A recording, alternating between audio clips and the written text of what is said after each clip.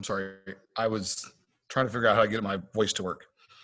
Perfect. That's what we were saying, is that you succeeded.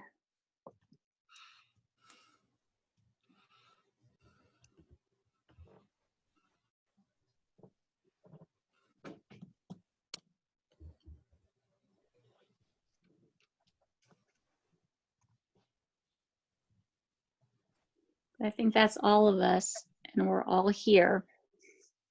I have 7 o'clock, so let's call the meeting to order. I move that we approve the agenda as presented.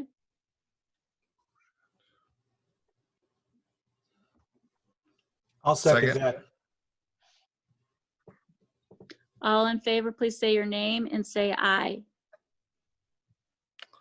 Dalby, aye. McQuillan, aye. Haddock, aye. Robinson, aye. Yocum, aye. Rennebaum, aye. Stevenson, aye. Motion passes. I move that we approve the consent agenda. Robinson seconds it. Can we have some discussion? Yes. Thank you. Hey, Dan, the best I could tell, 2.9, 2.10, 2.13, and maybe 2.15 seem like they're all the same document with different fonts and different such and such. Is that just like a standard form that's used by all of these agencies?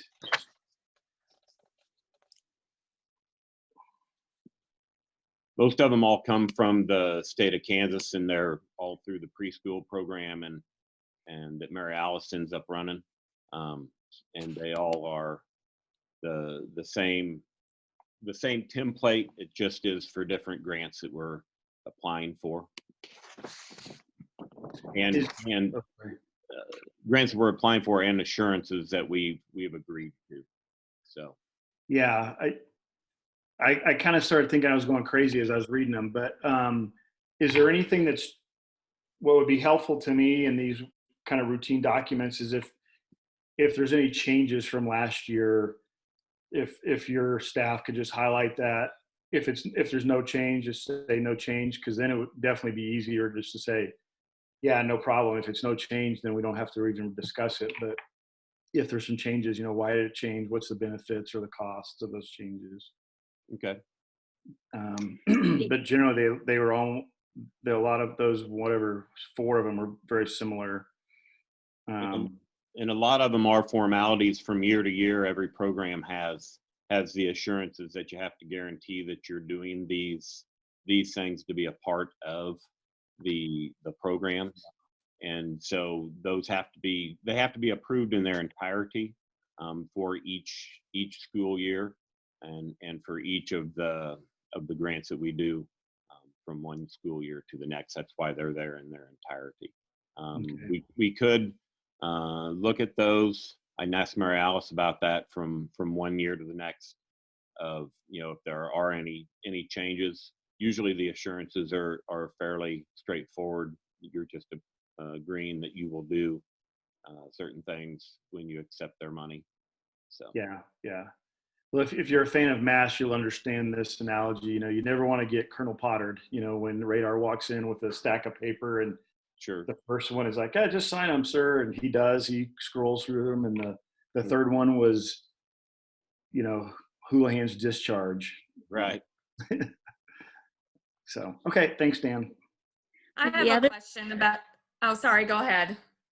I wanted to make sure too that we acknowledge the $100 that was for the high school wrestling program from Paul Bax, and the $500 to the LHS boys and girls swim team from Your Cause LLC, the trustee of New York Life. So I want to make sure we get those thank yous out there. Okay, Cheryl, go ahead. Thank you. So on the Kansas Parents Teachers Program assurances, that one looked different than the other assurances. There were some editing issues. And so I was wondering on that particular assurance agreement, is that something that's in-house or is that something that is driven by the state? I'm going to, Mary Alice, are you on here?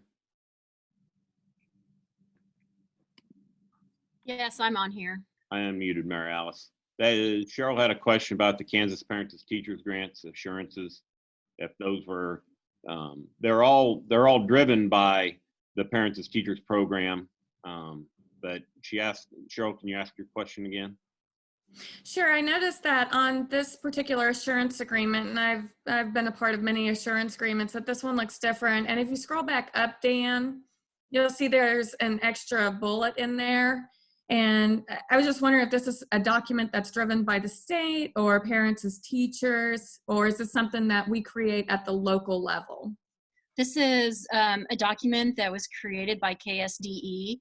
And what I did on this one, because the grant, actually I'm editing the grant as we're talking to give back to Kelly.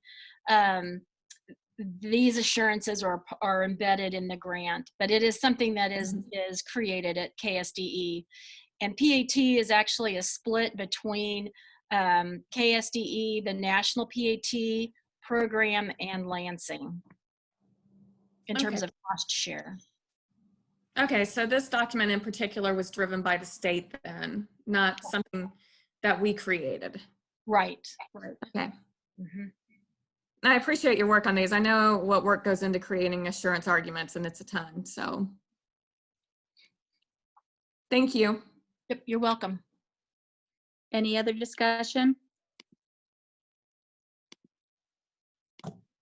We have a motion and a second. All in favor, please state your name and say aye. Rennebaum, aye. Dalby, aye. McQuillan, aye. Robinson, aye. Yocum, aye.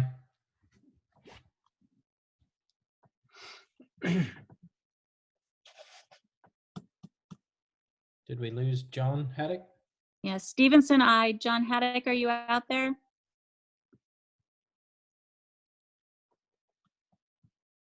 He's coming back in. Hold on.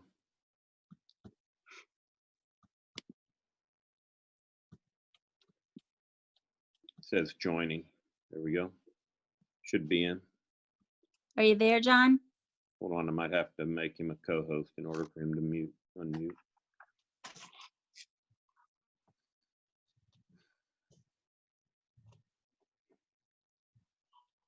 There he is.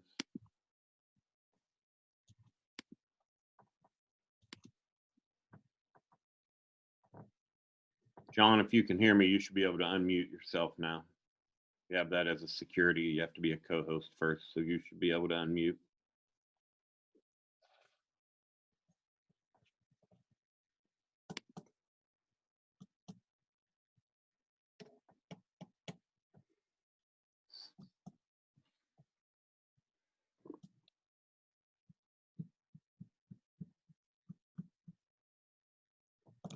Is he on a telephone?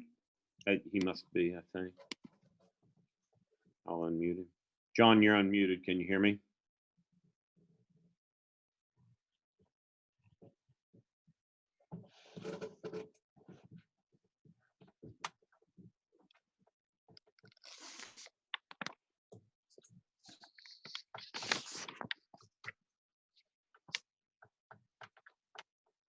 It now says that you're muted again. Nope, there he goes. Hey, John. Haddock. Can you hear us?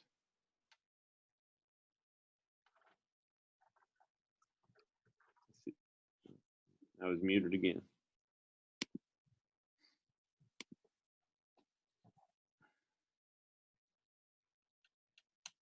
Hold on. All right, John, you should be able to talk now.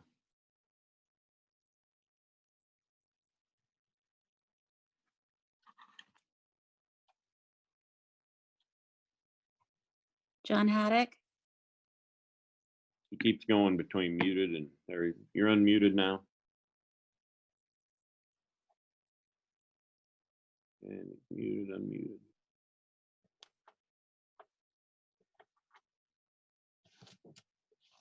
Keeps flip-flopping.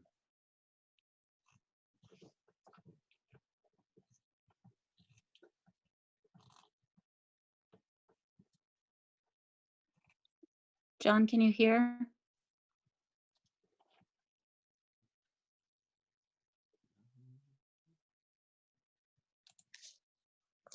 Right now, we have a vote of 6-0.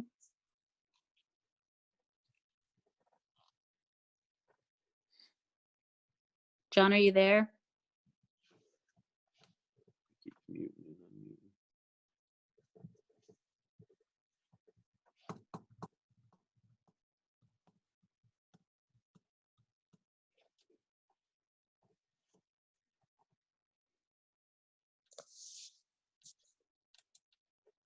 Okay, I'm going to say motion passes with 6-0 and 1 abstain.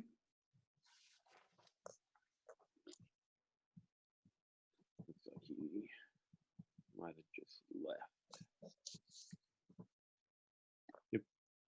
And then Dan, are you ready? Danielle, do we have any hearing of the audience? Does anybody wanted to speak? No, we don't have anybody. Okay. Dan, are you ready for 4.1?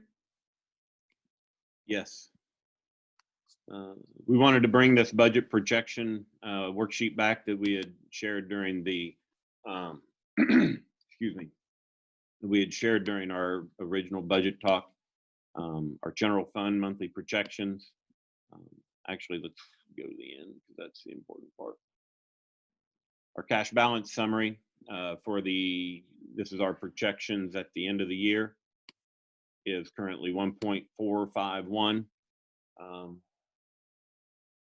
1.45 million is our cash balance projections for the end of the year. That's up from about 1.1 at the end of the year last year. Danielle has adjusted some of our expenses here for at the end of the year when we won't be spending quite as much money on busing and some different things. So that should be a fairly accurate amount of what we expect to end the school year with. Once again, if we go back up and we have the major funds that includes, and that is the general fund monthly projections. We still have a transfer to SPED inside of there. We were working on our audit, and we'll be able to give you some information on that in the middle of the next week or the week after. And Danielle's been working on that, and that is our actual KSDE audit that audits our number of our students that will be basing our next year that we had gone through during that budget information, next year's numbers, including transportation and the like. We still have that transfer to SPED inside of there that we are planning on doing. We also have some transfers in order to cover. They force us to transfer some money out of LOB once again to cover at risk. That's part of the equity issues in our state, and to make sure that you're spending the amount of money on at risk that you need to spend. Likewise, down to capital outlay. Those should be our larger projects that we have, but the other thing that we do pay is payroll and fringe out of that, and we've done that for quite a while since when they allowed us to do that, and then we were on our block grants and needing to be able to spend the money. We ended up spending some money out of capital outlay, as most school districts in the state of Kansas did, just as a reminder. And then our special education fund monthly projections, and this is something that we were planning on going. John's still trying to get in. That we were trying to do at one of our board work sessions is to go through the SPED programming and spending. We'll need to talk about that at the end of this meeting on which one we ended up wanting to do, because we also ended up moving our capital outlay expenditures. So as I said, this is what our cash balance summary, and this is kind of the 5-page document that we had talked about as a snapshot of where we expect us to end up at the end of the school year. All of these numbers obviously have line items behind them that that we can show, and that's what you see, when you look at the expenses on board docs every month, in order to have those expenses broken out. So if you have any questions, if not, this is what our projections are. I also sent out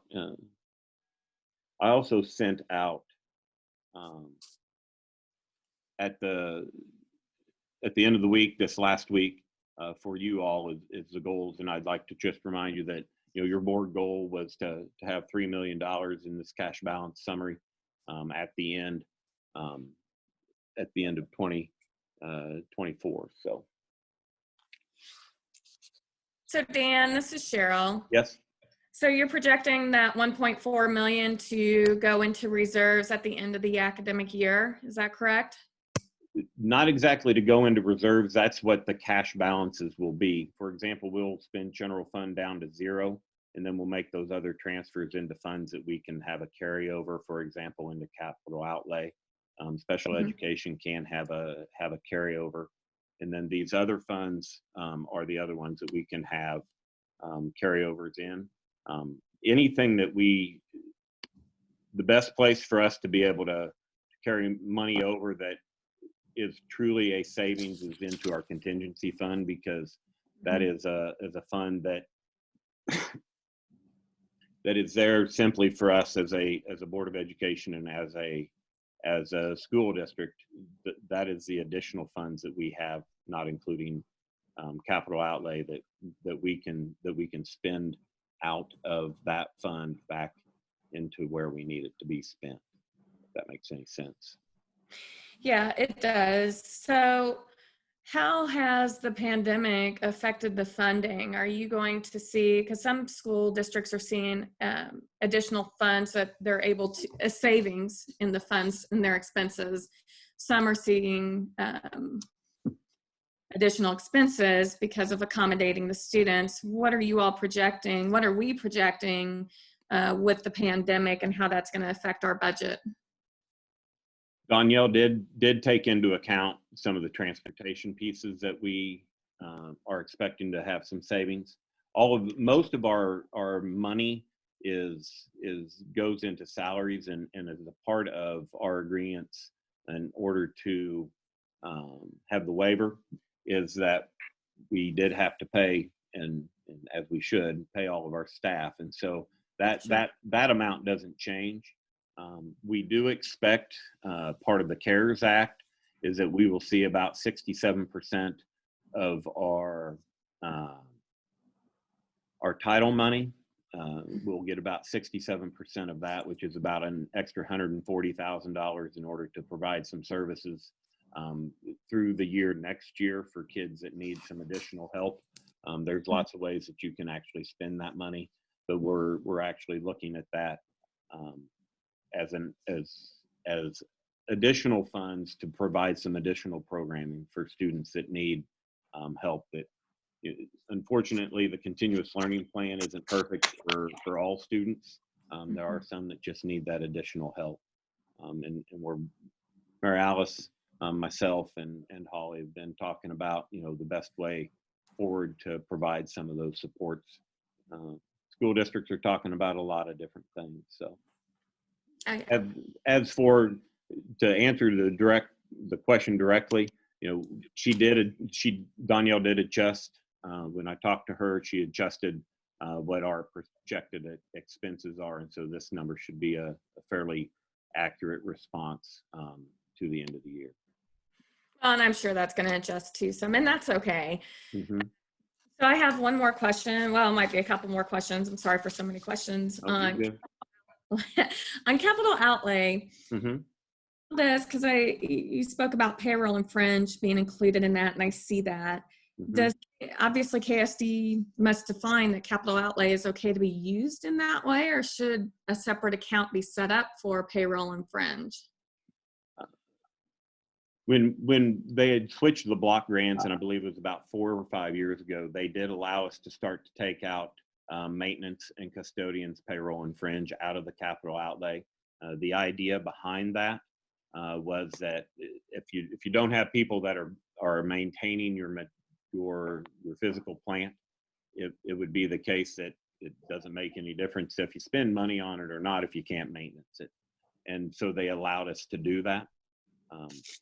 In my perfect world, that's not a good use of capital outlay funds. Unfortunately, when school districts were tightened down 4 or 5 years ago, along with the block grants, they made it almost impossible to not transfer that payroll and fringe into that, because that was really the only place that you had. It was either cut teachers or take payroll and fringe of your maintenance and your custodians out of capital outlay. And we as a district chose to make that choice. In a perfect world, we'd transfer some of that back out into general fund or LOB in order to pay those, because that would free up some additional capital outlay funds for as we're going to present at our board work session. We have a rather lengthy list of capital needs that are coming up. All you have to do is drive through a parking lot and you realize that really quickly. So For sure. All right, great. Thank you. you're welcome. Dan, I have a question, kind of the so what. I appreciate the work that Danielle's put in on this, but is it a good news story? Is it a bad news story? Are we trending in the right direction? Do you think we're going to meet our goal in 2024 based on this glide path, assuming no major changes?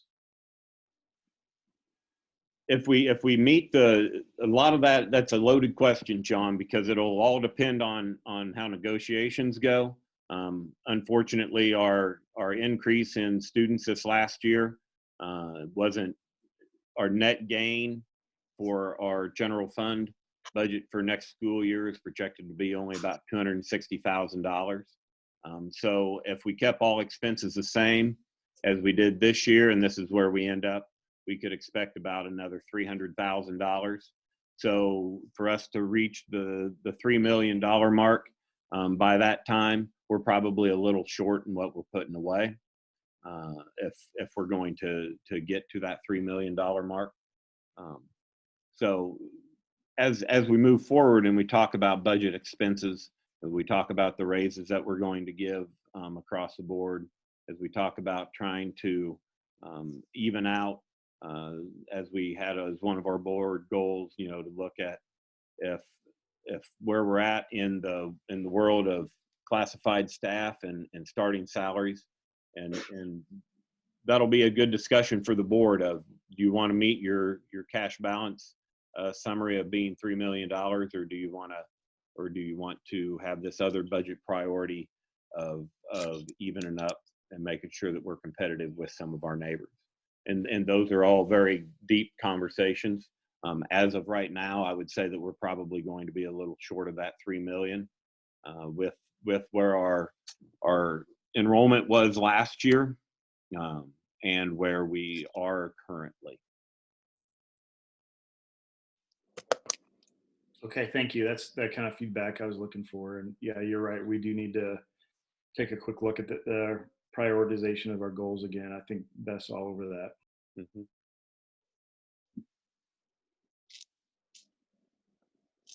Any other questions? Okay, for items 5 and 6, I want to thank Rob McKim for having a report in there and doing a good job of it. There's a lot of students in there to recognize. And Rob, I appreciate you doing that. I assume that everyone else will have the reports in next month as things, the craziest stopped, so they can give us a report on what's going on in their buildings and all the great things they're doing. Does anyone have any questions about Rob's report? I don't. I am curious why there are 0 other reports. That was my choice on the administrative reports, just because of everything that was going on and the amount of work that was going into making sure that our continuous learning plans were implemented correctly and as best as we could. I don't think anybody understands the amount of Zoom meetings that have been going on in each of our buildings over the last 2 weeks. And it was a question of, do you want them spending the time with their staff and making sure that all of that is taken care of and best servicing our students, or an administrative report that we can fill in the May report on how those continuous learning plans are going. So I completely understand about the Zoom meetings being in education as well. You know, with all my teams, my students, there's a lot that goes on. I also understand, you know, in this time that we need to hear from our administrators about how is it going? How can we support them? How can we support their educators? How can we support their staff in these crazy times? And, you know, I completely get it. I really, really do. And as an administrator myself and teacher, it's a ton, but I think it's important for us to know, and Mr. McKim, you know, he was able to get us his, that, you know, to keep us in the loop, but also, again, how can we support what's going on as a board for everyone involved? sure. Yeah, I agree with Cheryl. I think the history is the principals have been excused from coming to the board meeting in lieu of their report. So if something to consider, and I'm sure you and Beth will have this discussion, is if you're going to let them skip the report, maybe they should zoom in with us to add one more to their list. But yeah, it's good for the team. Yeah. Sorry that was totally and absolutely my call. It wasn't anything on the principals. So if it's anything that needs to be said, it's the fact that Dan said that they didn't need to do their administrative reports this month. So I'll make sure that they have them in next month. So I apologize if that ends up causing an issue. So Dan, can you give us kind of an update on the continuous learning plan? actually, I'm going to do that under 7.3 under the COVID-19 update. Okay, thank you. Yep. Let's move on to number 7.1, Dan, with the district late start. I just wanted to bring this back as we've talked about it a couple times, and I know that there were some questions last month, which seems like a decade ago. It's hard to believe that we haven't had a regular board meeting since the last one. So, and I actually wasn't here, and I wanted to go back through elementary late start proposal.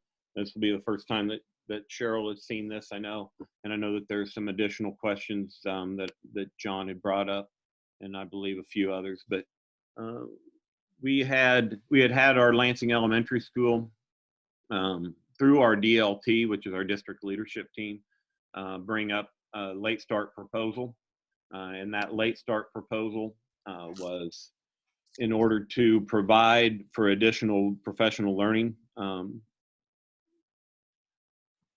meetings for the PLC process at the elementary school. The main reason that the elementary school needs this is that currently they do not have time built into their schedule in order to do that. The high school has a late start, where obviously high school is a different monster than elementary school because not all the kids show up. They can drive and they can make sure that they're a little easier to maintain than a classroom full of 5-year-olds. So just to go back through, we were looking at a late start proposal, which then turned into a late start or an early release proposal, and I'll get to that in just a second. The main reason on why that additional time is necessary for teachers to collaborate is in order to improve our MTSS process. We have been implementing MTSS, which is a tiered system of support in the K-5, and it is the most effective at the lower grade levels because the gaps that we have in the learning and in the knowledge process are smaller at that age. And so the sooner that we intervene, the better it is and the easier it is to fill those gaps. The reason that the elementary school needs that additional time is as we've seen at the middle school and as we've seen at the high school, is that when teachers collaborate and work together, the effect size of that, which is how effective it is one of the highest of the things that we can do. And so teachers need time to discuss student data. They need time to discuss and to plan interventions. They need time for instructional strategies, develop and to implement common assessments and goals for students. Right now, as we go, and as I said, we have seen success from additional PLC time through test scores in the high school and middle school. As we go on down, these are just some options that we had talked about, and we'll get to those in just a little bit. Once again, the main part is that it'll be 1 hour used for collaboration focused on MTSS intervention, implementation, data analysis, and database decision making. What we currently have at the elementary school is it ends up being from their negotiated agreement time about 40 minutes. So we'll actually be able to double the time that they will be able to meet weekly. And there's a couple other pieces that are important there. There are professional development goals. LES will use math and reading data to guide all decisions regarding student learning needs and professional learning.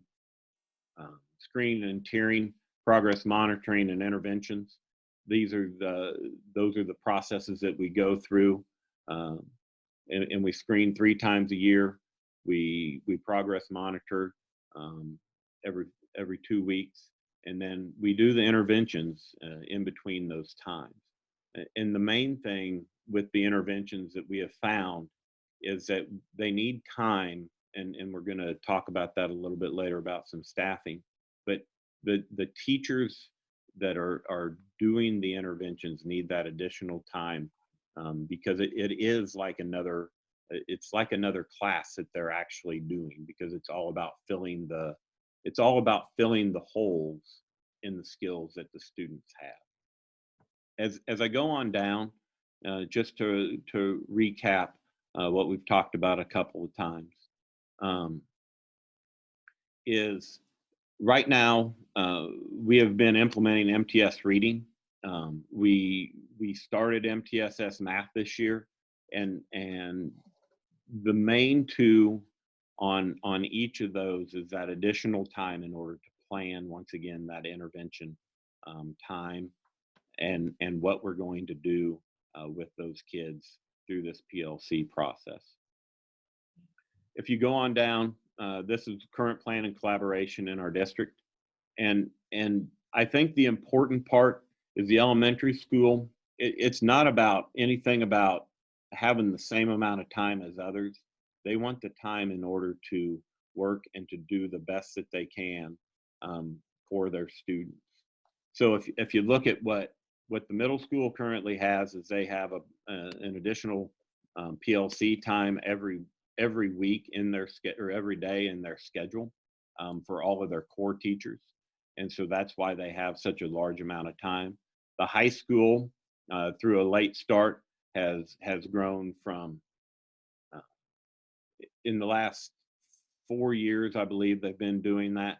And they've grown from having about this amount of collaboration time in order to implement the things that they need to a 75-minute late start. And you notice that the elementary and the intermediate school, with the late start and or early release added, we could grow from them having about approximately 35 minutes to 75 minutes every week in order to do that. The other thing that this will do that I don't think should be lost is that it'll also give back some plan time to the elementary school teachers that have been, we say that the collaboration time is 35 minutes because that's what we can take from them, for lack of a better term, in order for through the negotiated agreement for collaboration. time, and then the other 15 minutes of their plan period during that time is actually theirs. I can tell you that there's nobody that leaves their meetings during that time. So this will also be an admittance from the board and from an administration that plan time should be sacred, and it should be used for planning the wonderful lessons that they provide each and every day. We did, so you all know, we did look at a lot of other early release, restructure some calendars. We did look at paraprofessionals and aides covering classrooms, and this is going to be an important part as one of the solutions that we did bring to you that I want to be able to discuss is covering those classrooms. The hard part about paraprofessionals and aides doing all of the covering of classrooms, and one thing that this, when we looked at this, it took the planning of that additional time and it left it back on the teachers. So not only did we gave them a little bit of time, but we said, hey, you're also going to plan this additional 75-minute plan time for the paraprofessionals and aides to cover all of that. And that's a lot of it's a lot of additional work. So it's kind of like asking for a sub. So here you're going to have a sub, and let's go ahead and you're going to go and do all this wonderful work that we need to prepare for our PLCs, and then we're also going to ask you to plan an additional lesson for that. We did try some book buddies at the elementary school, and what that ended up being is, for example, first grade and second grade, they tried to swap off. And so the first grade teacher would take all of the second grade kids one day a week in order to give the second grade teachers their additional PLC time. And that worked okay, but having 45 kids in the room for that additional 40 minutes, it also ended up being pretty cumbersome. The other parts, the effectiveness of professional collaboration in PLCs, it allows us to set higher expectations for student achievement. And the main thing is that it really gives our teachers an opportunity to collaborate and to come to agreements as a group about our expectations for students. So that was the first part. Let me go. After that, we asked for and we surveyed the late start and early release survey, because that was the first attempt at getting some feedback from our parents about, okay, how many people are actually going to need this, and how big of a burden is this going to be on our community. And as you see, the early release, and we asked the question, I'd be able to adjust my schedule one day a week to get my child off the bus, pick him up to the designated student an hour earlier than normal. And 61% said yes to that, and 38% said no. That's a rather high number. If you spread that out, it's about 400 kids that we're going to have to be able to do something with during that time at the elementary and at the intermediate school. And I think that that's going to be, at that point in time, just to recap once again, with the board, that we were going to need to provide some options for our families. It wasn't just going to be the case that we could say, hey, we're kicking kids out, or we're taking them an hour later, and good luck with that. And so, as we had this late start, early release, as we started to look at other options in our community and across the board, and that's where we came up with, and this is something that was presented at our last board meeting, and I'm sorry I was gone for that, because I think I talked to the YMCA more than others.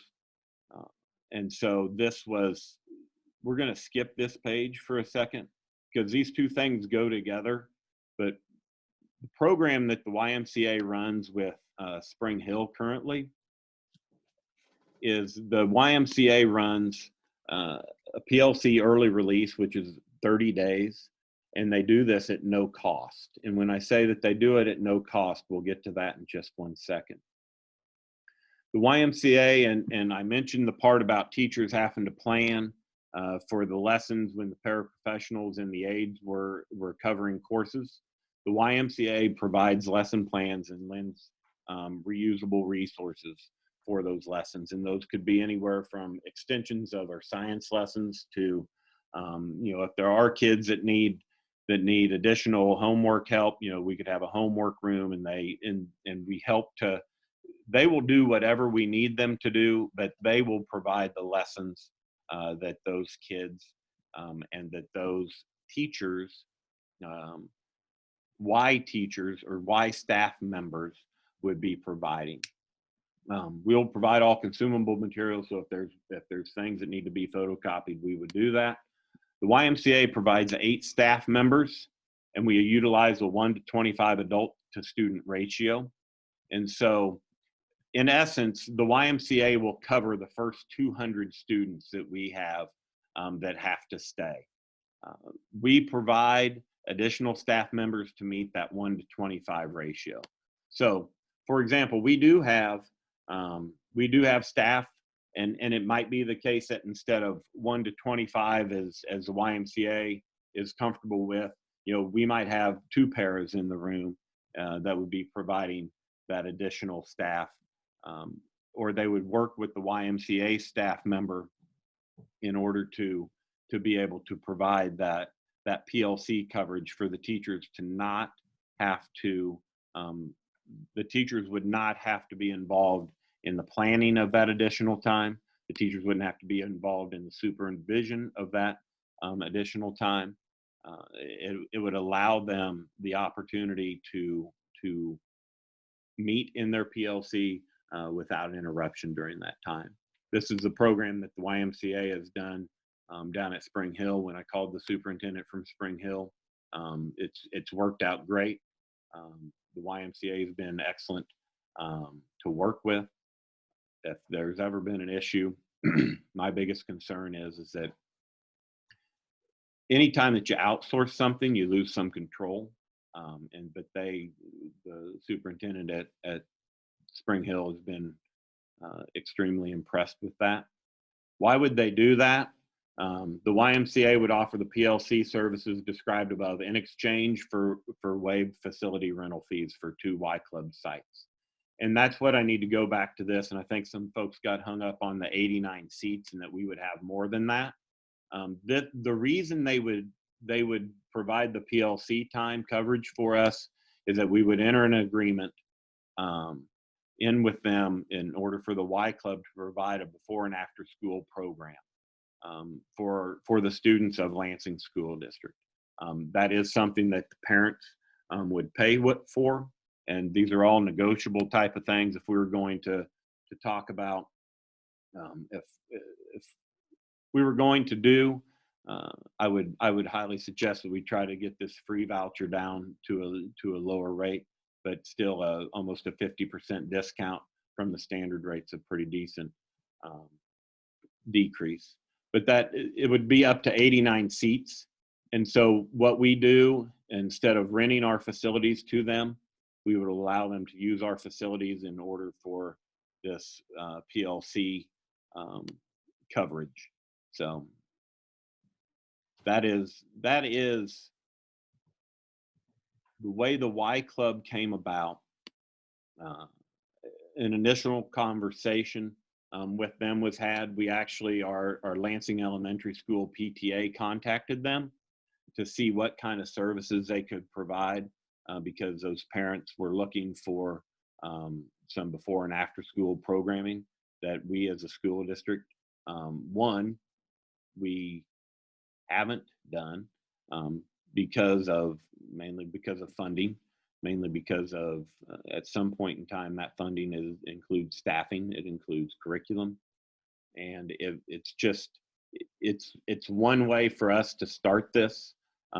before and after school program that our community has asked for. Like I said, through the PTA, they had reached out to the Y, and the Y said, well, the first thing we really need to do is talk to your superintendent of schools. And so that's when the initial conversation happened. And then as we started to have this conversation about PLCs, it was just kind of a perfect, hey, this is another need that we have in our district. Do you guys ever do anything like that? And it just so happens that they're in the end of their first year. I would imagine their PLCs haven't exactly been meeting a lot here in the last month because of the pandemic, but it was going really well for them. And so that was kind of a way for us to take care of the questions that we had back here about what are we going to do with the kids. What they found in Spring Hill, they had about the same numbers. They found that this number actually went down as they were presenting options to parents about that. The parents that use the PLC, once again, it is of no cost to the parent in order for them to drop their kid off an hour early. Or if we do it this way, where the Y is covering for us, the elementary school could actually do whichever program they wanted. If they wanted to do an early release, the kids that got picked up early, you would in essence run 2 car pickup lines at that point in time. What the Y said is they've seen happen is the kids that end up staying in order for the PLC time, a lot of them end up signing up for the before and after school program. And I think that's a testament to the type of programming that the YMCA brings. The main thing that I think the school board should know also is that this can be a direct competition to some of our local businesses that I think that you need to be aware of. However, the rates are consistent with what they are providing. And at this point in time, the other part of that before and after school care program is that the Y said that typically what they find is that this is an untapped source. People that want after school programming for their kids that don't necessarily need, for lack of a better term, after school programming for their kids, and they see that those grow over the years as kids want to stay. So with that, I'll open it back up for questions. I know that there's a few of them out there, and anything that I can't answer, I know Holly's here to answer also, and Mary Alice has been involved on those conversations.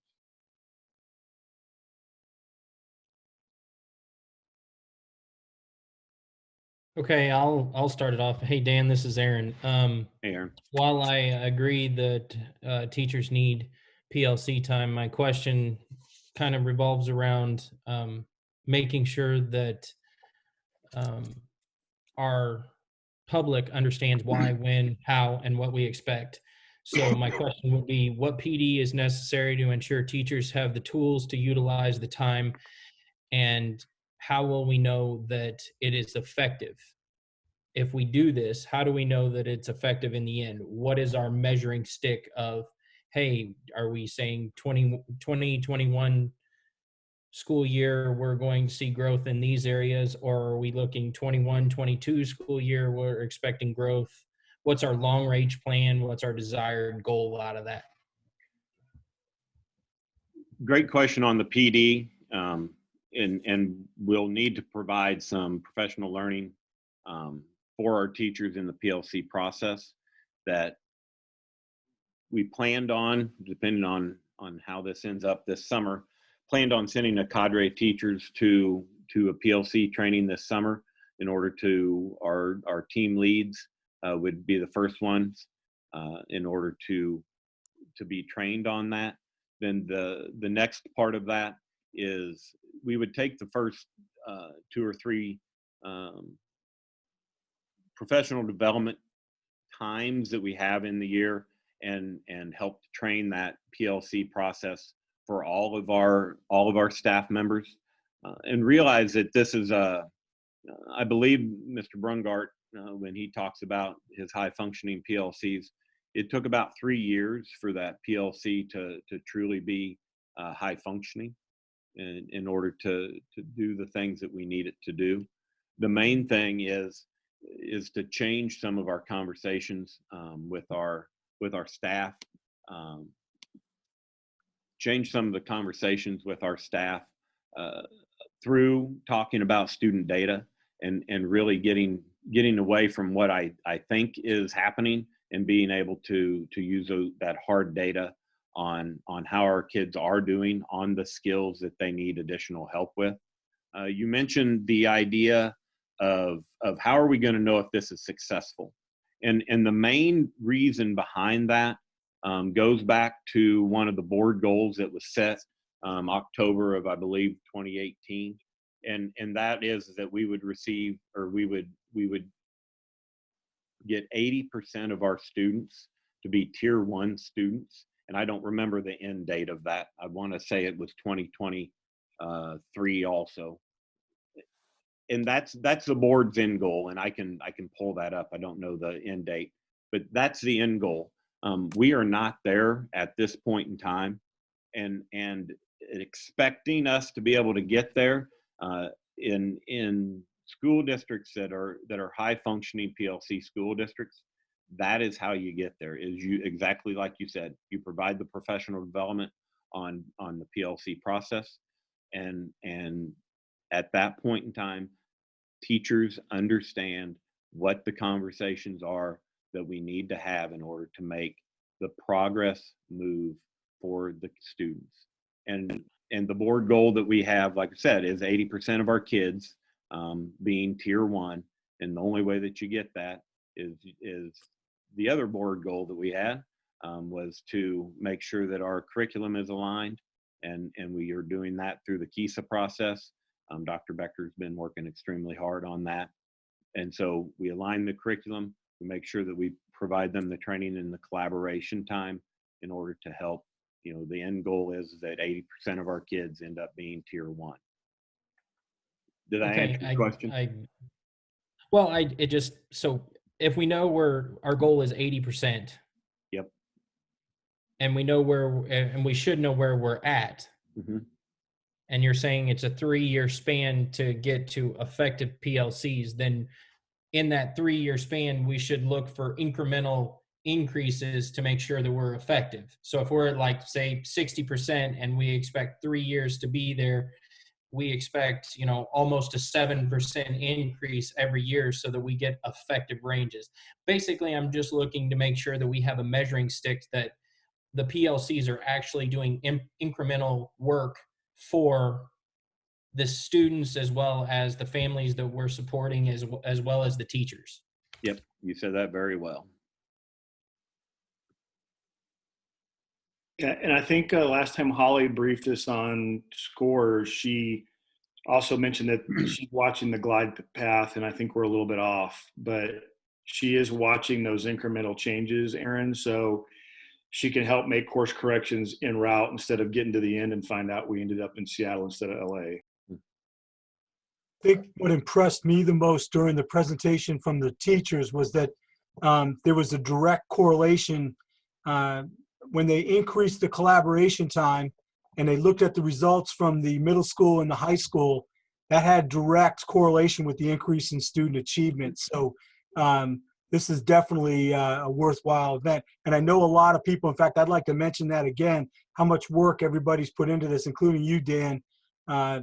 Tremendous effort. And I think this is going to have huge, everything that I've heard when I went to the fundamental training for school board, they said that if we can get those gaps when the kids are younger, it makes it a lot easier for Mr. McKim and the middle school when they're dealing with lesser numbers for that same disadvantage. So yeah, this is perfect. The other part that we do, and I know there's been lots of talk over the years about MTSS and different things, but the main thing that to remember also is that we have to have some sort of a tiered system of support Doesn't have to be MTSS. It could be RTI, response to intervention, but we have chosen to go down the MTSS process. And to say the least, the elementary school teachers have stepped up over the last 2 years and have done the lion's share of the work without a lot of training and without a lot of time in order to do that. And to say it was frustrating for some of them through the last couple years would probably be an understatement. And I think that this is an opportunity for us as an administration and us as a board to realize that we need to resource it like we've resourced it at the high school and at the middle school. The middle school is a perfect example of what happens when you resource a program. They've been doing PLCs for the last decade, at least, if not longer. And you see that regardless of where they come in, and Pete, you brought up a very important point, is they take kids that come in at a lower level as a sixth grader, and by the time they're in eighth grade, they're pretty much where they need to be, but they're catching them up that entire time. And that has nothing to do with the education that they're being provided K through 5. It is just, it's a matter of fact that we've resourced that additional time, energy, and effort as a system at the middle school. And we haven't done that. This has been a conversation. This is not a new conversation.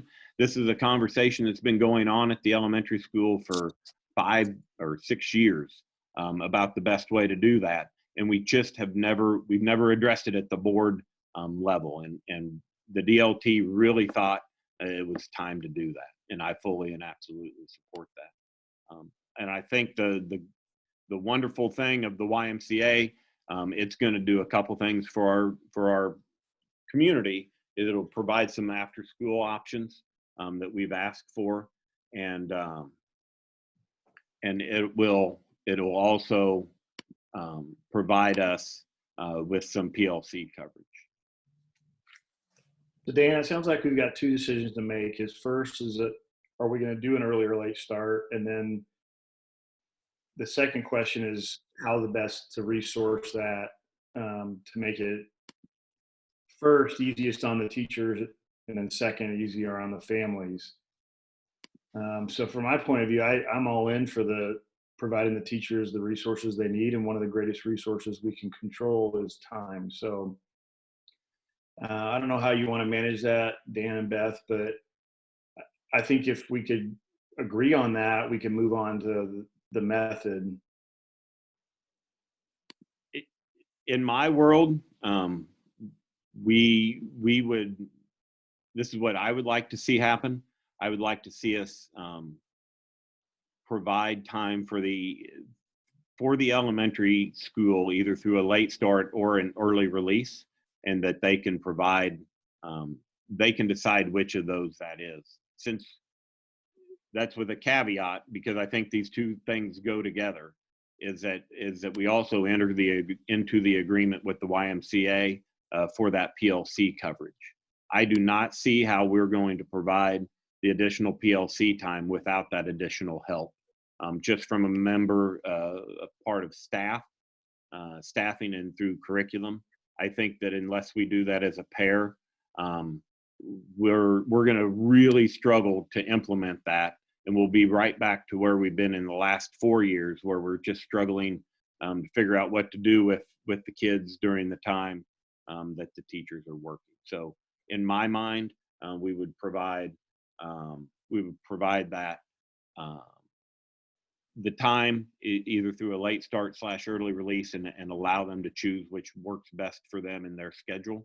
Since we aren't doing it as a district across the board, I think that they can decide which is better for them as an elementary school.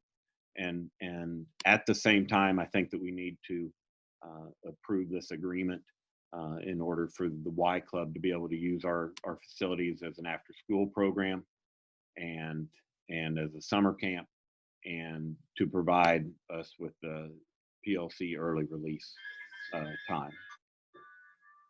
Dan, I have a question. Sorry. Go ahead, Aaron. My question is are we planning on changing the high school at all from a late start? No, not at this time. Then why wouldn't we just mirror the high schools so that it creates the same?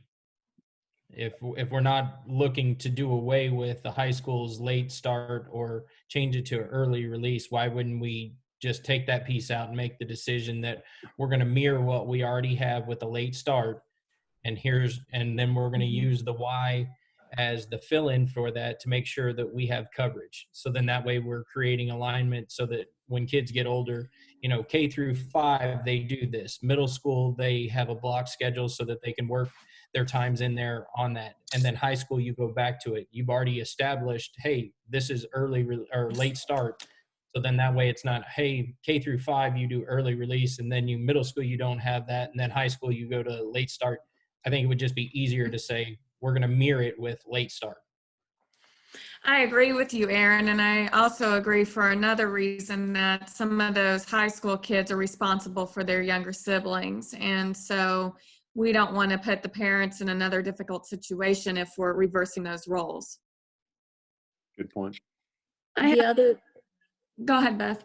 The other thing that is probably irrelevant, but is true, is that a lot of our parents use that time on the late start day to take their kids to breakfast.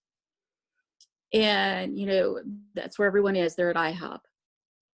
And that gives families an opportunity to do that together instead of one kid where you've got a parent at both ends of the day.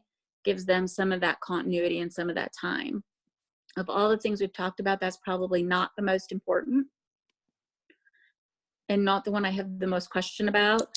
I want you to go back a little bit and talk about when you were talking about the rates for free and reduced. You said something about lowering those or seeing if we could get a better deal. How does that affect the papers that we have at this time?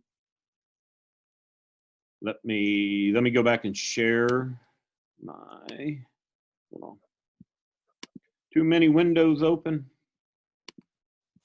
And when you get done with that, I have questions on the rates too. Okay.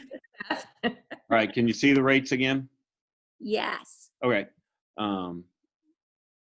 The rates are before and after school care rates. And so the standard rate is 75. The sibling, if they have a sibling, it would be 70.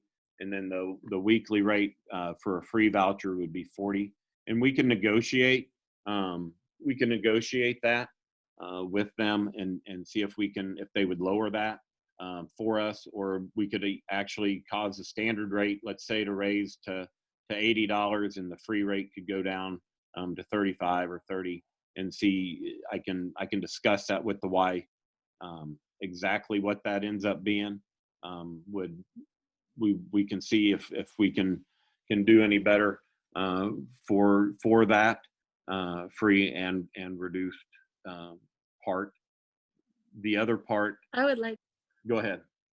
I would like to see us do that for two reasons. One is we know we're going to be going head to head with some of our local businesses, that's going to provide some competition, and that will even some of that out.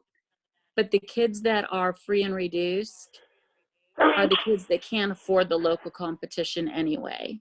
They don't have the funding for that. And so I think that's where our greatest need is that free and reduced before and after school care. Okay. And here's the other thing that I can do, especially with the pandemic. If I can go and do that, and I can bring that back to you next month on what exactly that's going to look like, if that's possible for them. I don't envision it being a problem. Exactly what those numbers would end up being, I'll have to go back and ask the YMCA about that. So. Well, Dan, everything's negotiable, right? Exactly. So, it's always good to go back there. Plus, if what I'm hearing is this is our only request for proposals on this, something that you could use to leverage is that we can reach out for more requests as well. Some of their rates. So I'm curious, as I see that everything's in our facility. I realize that they're providing the personnel, right? So you figure 25 students at $20, that's $500. They're probably paying someone $10 an hour. Besides personnel, what do they have invested in this? Personnel, lesson plans, what else are they investing into this? Are they providing liability coverage if a student gets injured? Yeah, it ends up being no different than anybody else that's using our facilities during that time. They provide all of the, all of the billing goes through them. We don't touch any of that. They provide the liability insurance for all of that. They provide if they have certain, let's say there's materials that they need that aren't consumables. They provide a snack after school for the kids. All of those type of things are the things that the YMCA covers during that time. We literally provide an area. They pay for the certification and licensure of that area. So, for example, at the elementary school, they would use the gym and the cafeteria, and so they would pay to make sure that those areas are licensed through KDHE, and those are all the things that they end up doing. So now is probably, because we all know that places are hurting. I work with the Y as well on some other programs in my line of work. Now's the perfect time to go back and negotiate because everyone's hurting for business right now, right? And I hate to say that, but it is true. And I think that we could do better for our community. I mean, you look at $75, but if you have 2 students and that's $145 a week, a lot of people, especially right now in the economy, can't afford that. So I'd like to see you go back and negotiate it and possibly consider other bids as well. But the Y, they have a great program.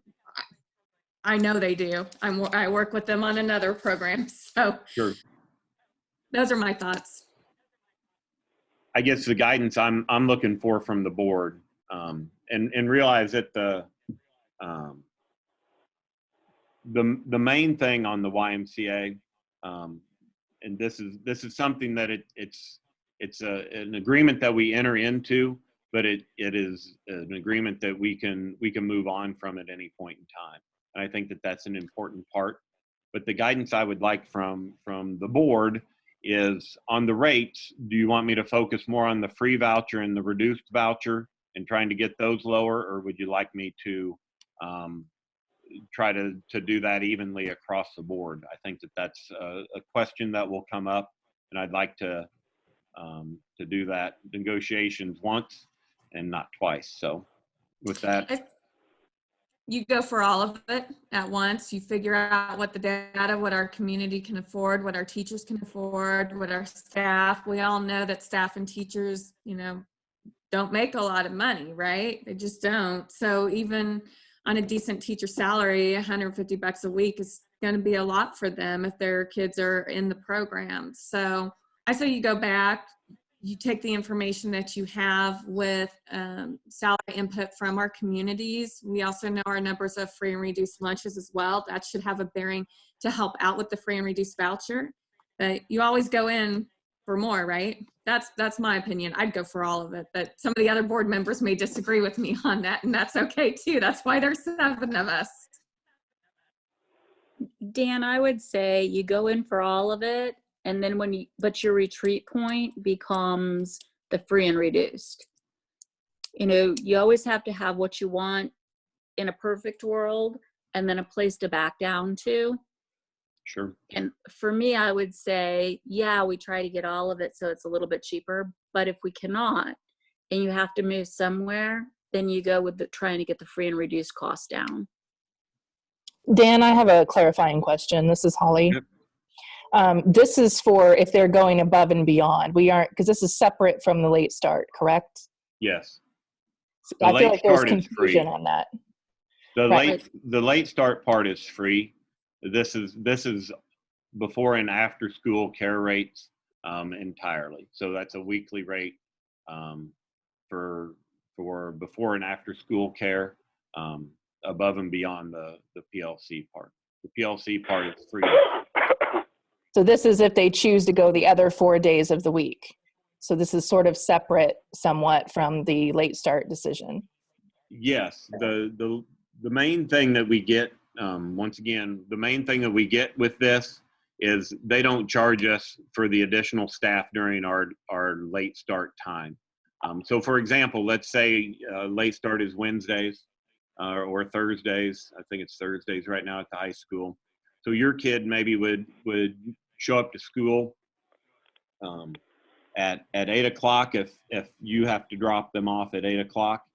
From 8 o'clock to 9 o'clock, they would be provided lessons and supervision and guidance from these 8 YMCA staff members, and including any of our additional staff members to make that ratio be 1 to 25.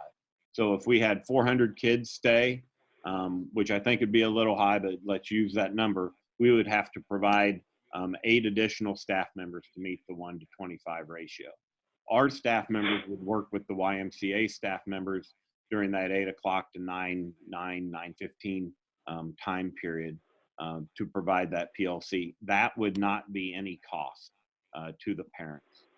If on that Thursday, let's say you had to drop off at 7 o'clock and you picked them up at 5 o'clock, that additional hour and that additional 3 hours of time after school, that's where the Y Club before and after school care rates kick in. And so this is above and beyond anything that we do during our normal, quote unquote, time period of being, 8 o'clock to, or 7:30, I'm sorry, to 3:30.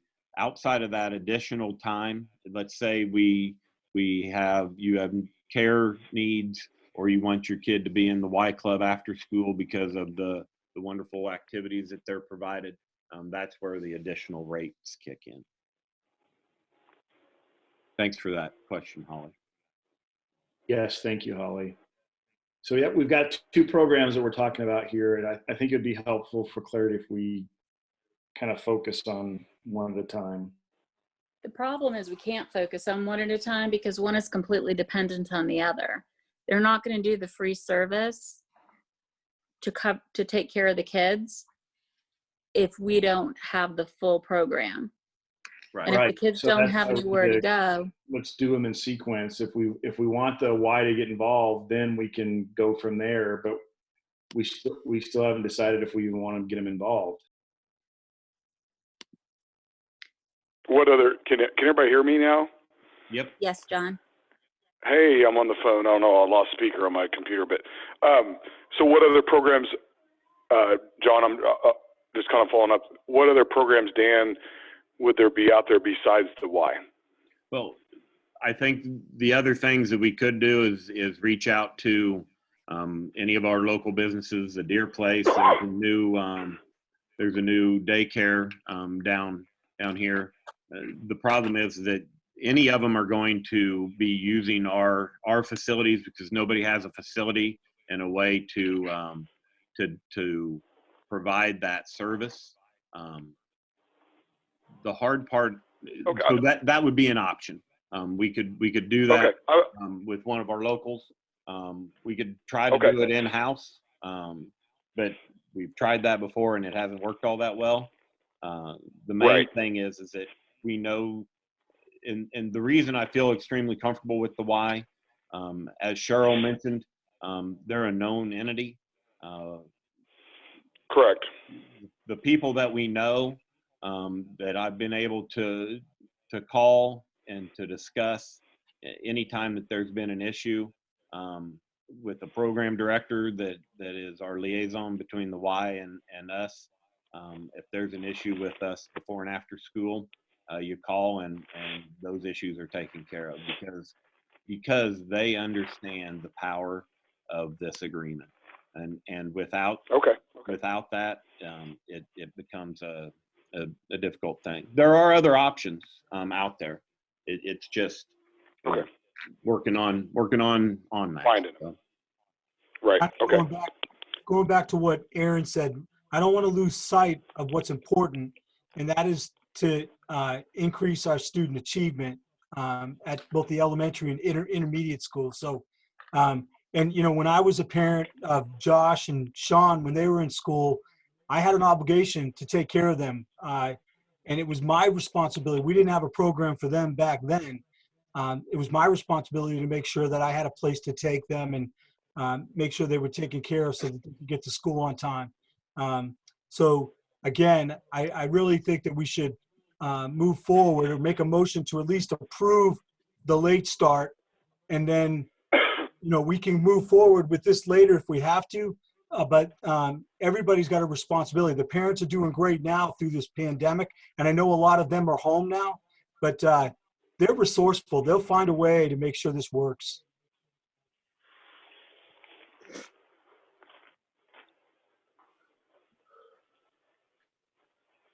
My only fear about moving forward without having a somewhere for kids to go is that unless we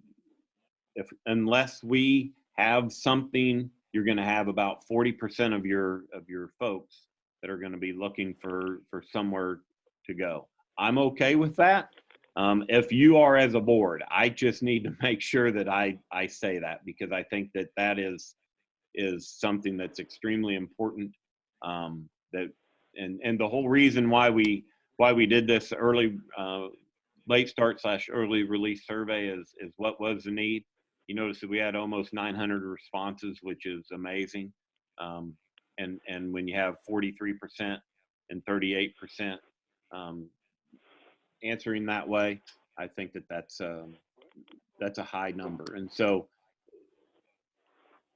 possibly we could approve the late starts and say that we're going to do that with the understanding that we will have an outside organization. We're going to have to make that decision next month, just because it's taken a while for KDHE, and who knows with the pandemic exactly what that's going to look like in order to get areas to be approved and to be passed through in order to be able to provide the service. That's another thing that's a little difficult because we don't really know. I assume that that's still going to be the case. So, do we have any other organizations that have expressed any interest in this at all, other than the Y? We've been pretty public that we're going to do this. Has anybody said, hey, I'm out here? no. I feel like as a board, and Pete, I completely understand as a parent, you have to do you have to solve the solution for yourself, for your child. But I also think that we have to make sure that we're diligent and we're giving them an option so that the parent that does have to be at work at 8 o'clock straight can drop their kid off at school and know that they walk through those doors and feel the comfort knowing that they walk through those doors. You know, I don't have a problem with looking at the why. I just want to make sure that when if we approve the PLC time and if we approve the why, that we're making sure that we're expressing to parents that this is why we're doing it, and here's the steps that we expect, and here's the goals that we expect out of this PLC time. That's the more important part. The why, I don't have a problem. Using the YMCA, I don't have a problem with. I don't have a problem with getting teachers more time that they need. I just want to make sure that the public understands and that we express it very black and white on here's the goals that we have, here's where we expect, what we expect every year as in growth, so that it's a tangible thing that they can see. I agree, Aaron, especially with the perception that we already have quite a bit of PD time. We need to be sure that we're clearly communicating what this time is for and what we expect from it. And I think the important part on that, and just so you understand, it's above and beyond the professional development part. The professional development part is what does a good functioning and a high functioning PLC look like, and what are the things that we need to do in order to do that. The main thing is that it changes our conversations, where it gives us opportunities to talk about students and about student data and where we have those gaps in our kids. and it allows us to really game plan for the best way forward for each and every kid individually. And that's different than professional development. Those conversations, when we start to talk about, okay, I have these kids that are struggling with a certain phonics idea, and it gives teachers an opportunity to, one, group them to best use all of the resources that we have, and two, it gives them an opportunity to talk about what went well in my classroom and what didn't go as well in your classroom, and that's really where it's at, which is different than professional development that should address new instructional methods, that should address new learning, and this is really something different than that, and I think it's important to understand that. Right, that's the Targeted. message we need to get out. Yeah, it's a targeted approach. And with the data changing, the next 5 years, our communities are going to look different than they do now.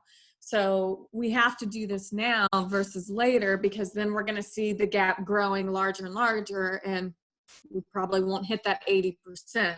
So we need to always do what's best in the students' interest. We don't want to take away from the teachers any of their time. And yeah, so those are my feelings.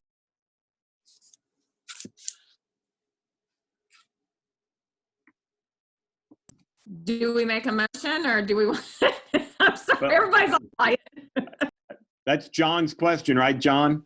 How do we move forward? And what I would like to see, if you feel comfortable, and like I said, the YMCA is not anything that the YMCA is not a contract that I'm signing into for a year or for 7 years or for anything. It is just an agreement that, at the beginning of the school year, this is something, if it's going well, then it's going well. And if it's not going well, I think that this is an opportunity for us to provide two things in our school district.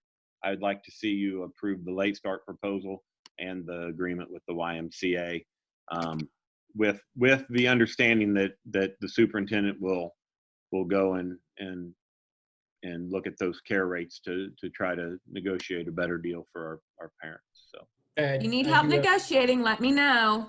I do have one Negotiate. question. Yep. You said that we can get out of it. What's their ability to get out of it? Do they have to give us a 3-month timetable, a 6-month timetable? If they're not meeting what they need quota-wise to make money, what's their recourse to getting out of it? That's a great question, Aaron. And the main thing is that they understand that it takes a while to grow a program. That's a nice thing about them being a nonprofit. Their goal is they're very much a mission based organization. And so when I did ask that question, they fully understand that they might lose money for the first year, possibly the second year, but they fully and they believe in their mission, and they believe in their programming, that as soon as they're into our school district, that this Y Club will grow. And so they're willing to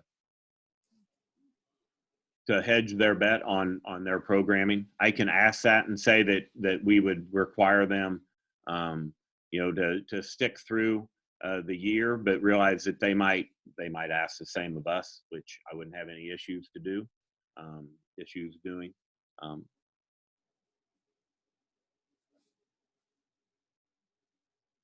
So Dan, are you proposing that the two principals decide whether it's going to be an early release or a late start? I'm good either way. I think the argument that Aaron and Cheryl had brought up about the best way forward with that is probably the best, that we would look at a late start for cohesiveness across the district. So I'd be fine with that. Is there any other discussion?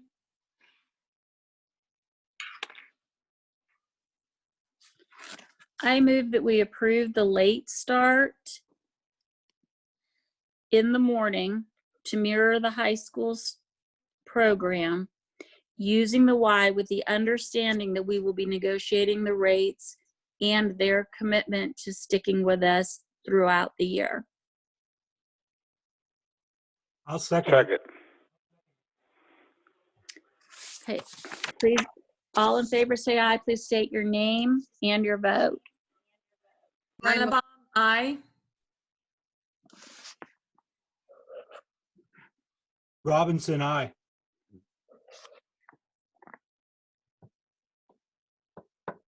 This is Haddock. I got Aye. one more question. So we technically are making a decision on 3 programs here. One is the late start. One is using the YMCA to cover free care of those kids during PLC up to 200 kids. And the third one is the Y Club, which is the 2 groups of 89 kids at the reduced rate that Beth just mentioned. Is that, before I say aye, am I correct in that? Yes. Okay, Dalby has an aye then. Yocum, aye. Michelle? Aye. Aye. That's you, Erin. Aye, Michelle? I'm Michelle. Yes, McQuillan, I. Beth, aye. Motion passes. Thank you. Okay, Dan, we're on to staffing information. All right. Staffing conversation, and there's a couple things, and we've discussed the first part of this and a little bit of the last part of this, and none in the middle of this. So, the elementary school, we started this conversation during our budget talk. What seems like a long time ago, which was about 6 weeks ago, when we were going through. This is a couple of things that I think are extremely important. Lansing Elementary School is going to look at a couple things. The first thing is, this is our current staffing and enrollment numbers from 2019 to 2020. And you notice that we have 8, 8, 8, 8, 8, 8. Lansing always has 8 sections, regardless of how many kids are in there. And you notice that we have class sizes of 24, 16, 25, 21, 25. And that 24 in kindergarten, it was probably 3 years ago that the board had a conversation about what are we looking for class size, and we, through that conversation, obviously you don't set things in policies, but you set guidance. And the guidance was that we would start at 20 in kindergarten, and then we would go up one per grade level. So for example, and it's not ideal, but our guidance of what we would like class sizes to be is this kindergarten to be 20, first grade would be 21, second grade would be 22, third grade 23, fourth grade 24, and fifth grade would be 25. And so that's kind of what we have been working off of in order for that. There's nothing in our negotiated agreement about class size, and honestly, that's the way you want to keep it, because that ties both hands either way. And sometimes you just don't have the money to do all of those things that you would like to do. So the proposed for next school year, and actually the PLC time before we had this conversation is extremely important in order for this to actually work the way that we would like it to work, and that is for all of the first grade teachers to still have PLC time. It's harder to do when you all have to have the same plan time, the way that we do our specials. And so thank you very much for approving that, because you just solved a whole lot of issues that Dr. Wells would have had as she was looking at scheduling for next year. So the plan is that hopefully we have some kindergartners next year, and our class size isn't 0, but as of right now, that's where we're at. I believe they have moved 2 of the second grade teachers, and the reason that it was able to do that is, you notice that your class size in first grade is 125. And so you take those 2 of those teachers, you divide 125 by 6, you get about 21 kids. You move that one of the teachers to first grade and one of those to third grade. And I've had conversations with the Lansing Education Association Executive Council for probably starting in October, to remind them that this is one thing that we heard loud and clear, that we wanted to even out those class sizes. And you notice that does a very good job of evening out those class sizes. The other thing that this does, and I don't think it should be lost on the fact of, heard very loud and clear from this Board of Education, whenever we've talked about, well, it's never been a vote, but whenever we've had conversations about out of district or non-resident students, I guess is the new term for that. One way that you fill your budget is that you would fill up the second grade classes as much as you could with non-resident students. And that's something that I don't believe this board has the same feelings that we've had in the past on doing that. And it is extremely hard to do, by the way, in order to just take second grade kids. And so the other option of that is to move our resources. And as we talked about the budget piece, all of our resources almost are in the people that we have, and their most important resource is the dollars that we spend. And so we would move those. That's a staffing for from 2019, 2020 to 2020, 2021. It lines up with what we would like to do for our class sizes. I think it's also important to notice that I think that we're doing, gotta find it. These are class sizes and kind of the lines that other schools around us are using.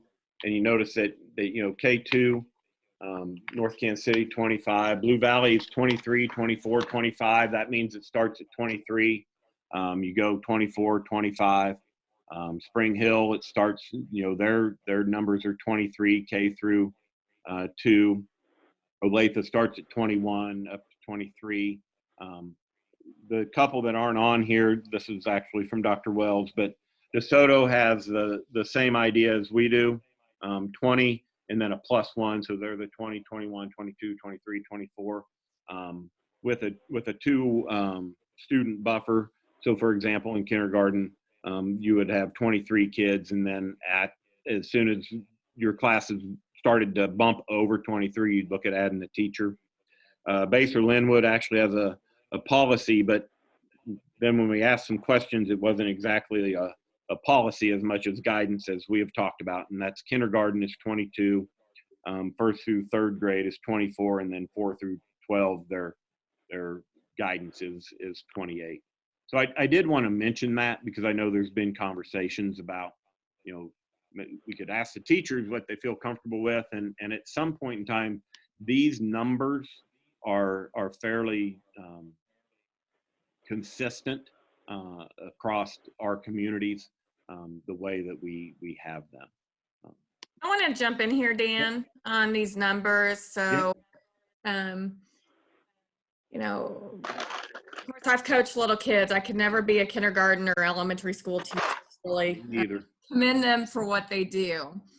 But I look at class sizes, especially for elementary, but in particular K through, and anything that's over 20 to me is, I imagine that the quality of education's lost, not because of the teacher, but because the numbers are so high.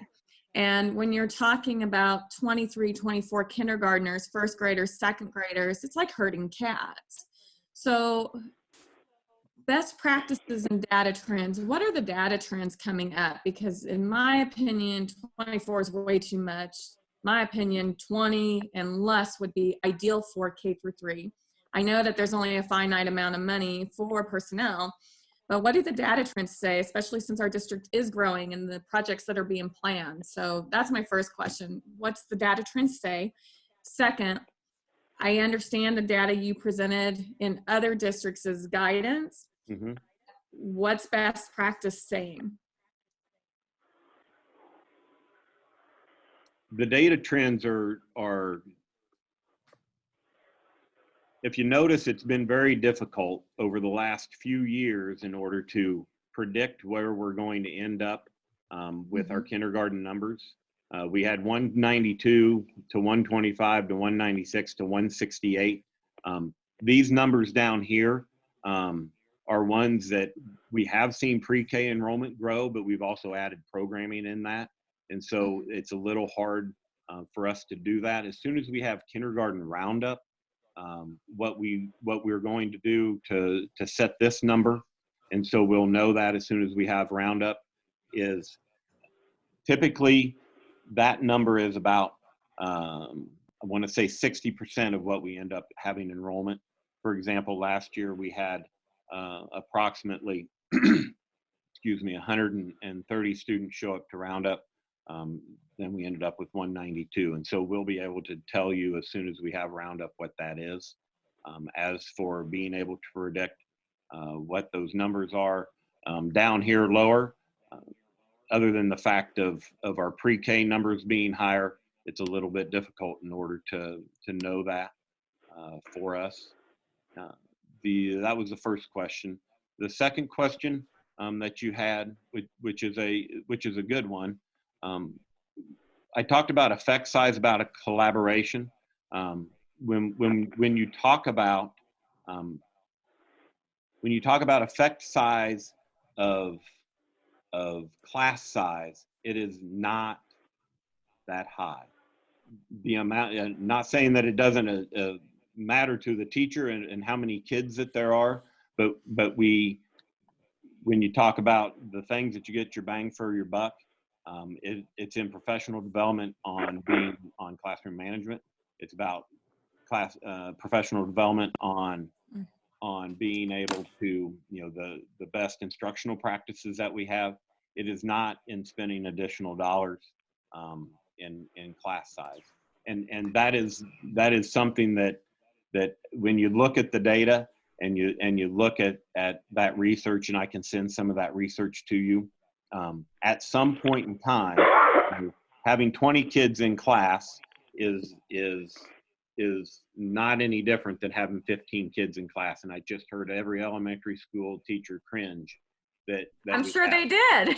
But I if cringed. you look at that data and you look at the effect size of that, and I can send that research to you, the bang for the buck is in professional development.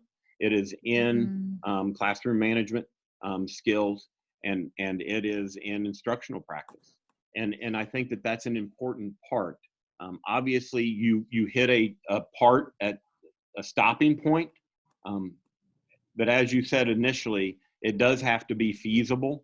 And I think that the fact that all of those school districts lie in about that same area, that is what is feasible for us as a school district. If the board wants to set a goal in order to lower all of those class sizes to 15, we just have to figure out how to do that monetarily. And the answer to that is make cuts in other places. And because an additional $236,000 in our general fund next year are not going to give a raise and provide those additional teachers. So, Well, I understand what you're saying, but there is a difference between quantitative and qualitative data, right? Sure. And we look at the quantitative and we see numbers, and numbers are all fine, well, and good. We see monetary data, that's all fine, well, and good. But when you look at the qualitative, and anyone who's ever been in a classroom with 23 6-year-olds, I'm sure could tell you that 23 versus 19, no matter how much professional development, classroom management they've had, isn't, depending on that makeup of that group, it's kind of lost in there. And if you were to put your teachers in this conversation, it does make a difference. Now, I think 15 is too extreme. You went from 24 to 15 there. That's quite extreme. But I think that there is a good balance somewhere. There could be a balance struck somewhere to help out when the kindergartner numbers are high or first grade numbers are high. There's, like you say, teachers can move around and float, which is a great thing. But I think that there has to be, you know, when you look at what we're trying to do as a district to improve our students' capabilities, increasing classroom sizes is not going to help. So. Right, and just so I'm perfectly clear, the idea behind the staffing piece is to be able to lower these high ones to a number that is doable. Is it perfect? No. Is it as good as we can do right now? In my mind, it is. I think the other key thing, and all of these kind of go together at the same time, is to have enough money in the bank that when we have a very high class size again, is that in August we just say, yeah, hire another teacher, and we lower those class sizes immediately like that. The fact that we don't have all of that cash in the bank is a difficulty because you do have to make those other decisions. But I agree with you, Cheryl, that the idea of 20 versus 25, especially in this K-1-2, and that's exactly what this staffing plan for next year looks to be able to do based on our current enrollment. So, Question, Dan. What, real quick, yep, Go John. ahead, John. the fourth grade, why did that drop to 7, Dan? We're going to get to that in just a second. Okay. Question, Dan, you said 2 teachers are willing to go from from 2 up to 1 up to 3, 1 up to, or 1 down to 1. Are you going to allow the one that went down to 1 to loop up? That'll kind of depend on I had that conversation with Dr. Wells, and that'll just kind of depend on how the makeup of the class is. We're trying to do some different things at the elementary school as it pertains to the way that we actually build some of our class rosters. I'm extremely excited. That's one of the great things about someone that has a counseling background that has built those class rosters and understands how to build those classes in a way that helps even those out, where you don't have a very high population, let's say of tier 3 kids in one class, and in a smaller population in a different grade. And so the looping piece, it'll all depend on how well that process is going. I mentioned that as a specific option, and it will really depend on how well the class makeup goes this year. Because what you don't want to have happen is, let's say they end up with a bad mix of kid, is that you guarantee that they're going to loop, and then that's just not something that we choose for that to have happen. So possibility, but not a guarantee, I guess would be the best way to say it.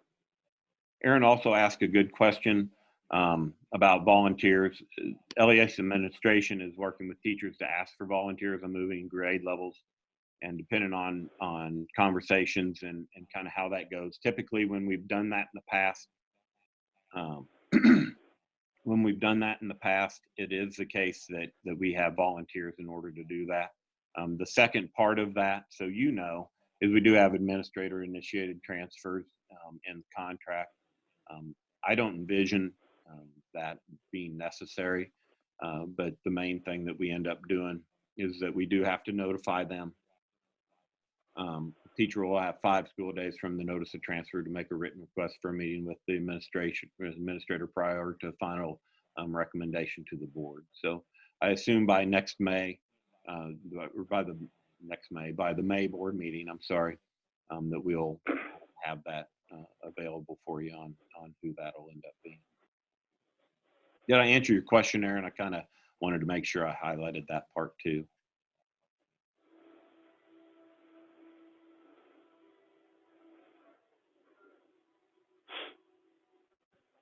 Any other questions on the elementary school staffing? John asked everybody hear me?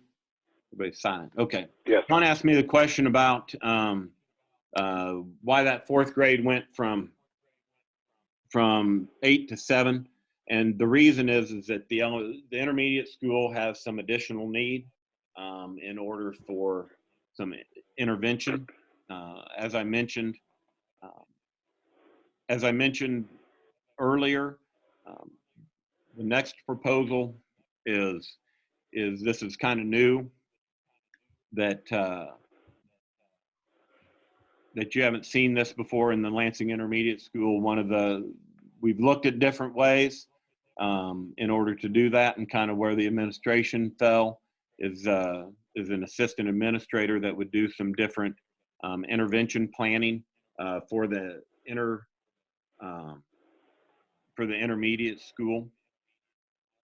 And what that would end up doing is help with some of the coverage that we have when we have meetings at the board office for the elementary school and the intermediate school. And Dr. Wells who's now the elementary school lead principal for next year. It's hard to serve those two masters at some point in time. If we would add this assistant administrator at the intermediate school, they would oversee the tier 2 and tier 3 interventions at that school. They'd provide a state test coordinator and assist with normal building functions when they weren't providing that intervention time at IEPs and parent meetings. So that's kind of what we would end up doing, in the way that we would pay for that administrator is we would take this teaching salary when we move from 8 to 7. It's about $50,000. We had an additional aid that we added this year in order to cover interventions. And so with those two combined, you would end up with about $70,000, which would pay for that assistant administrator for no additional cost for the 2020-2021 school year. Okay. Go ahead. You have any questions on that, John? No, that explains. I was just wondering where that teacher was going, like where you took it out a second and moved it, one to first and one to third. So that explains that. Okay. So the 21-22 school year, are you planning on pushing a 5th grade teacher down so that we still don't incur the cost of an additional teacher in 4th grade? With our goal, especially, and this would be at all levels, obviously it's a little different at middle school and at high school, but this type of staffing rotation, I think, will just become the new norm for Lansing School District. And so if this is where our numbers stay, then yes, that, when we rotate up, it would be the case that 5th grade would move to 7. And 4th grade, obviously, 4th grade actually might have to rise at that point in time to 9. You don't know that. And I think that is one of the difficulties of adding an administrator versus adding a teacher. Teachers, you move around a little easier. Administrators are kind of costs that don't go away. If you end up giving them a 2-year contract as we do in our district. And I think that's something that the board needs to be aware of. I think that at some point in time that assistant administrator is going to be important at that building, because if you're going to split between the two, it does become very difficult. However, bottom line budget wise is, I have some heartburn about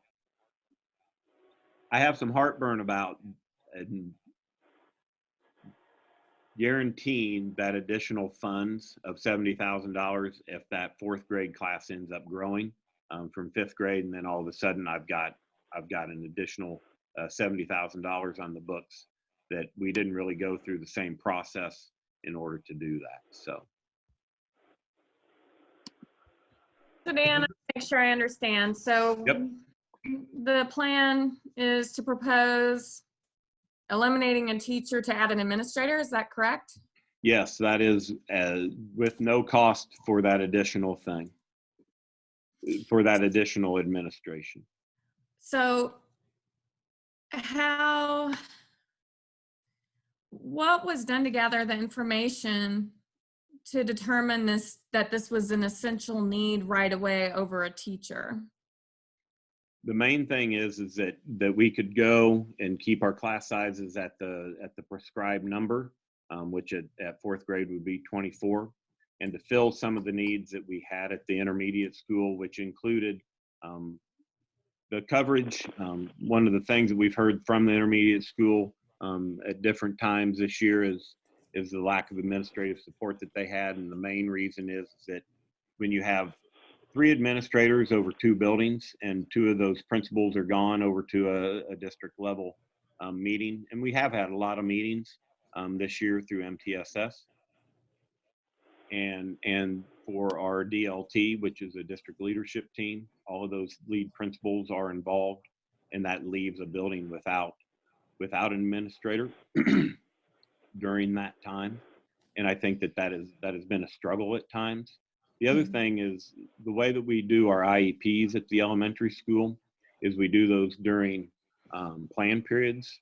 And so we have floating subs that cover the teachers, and that way teachers don't have to give up plan time in order to do that.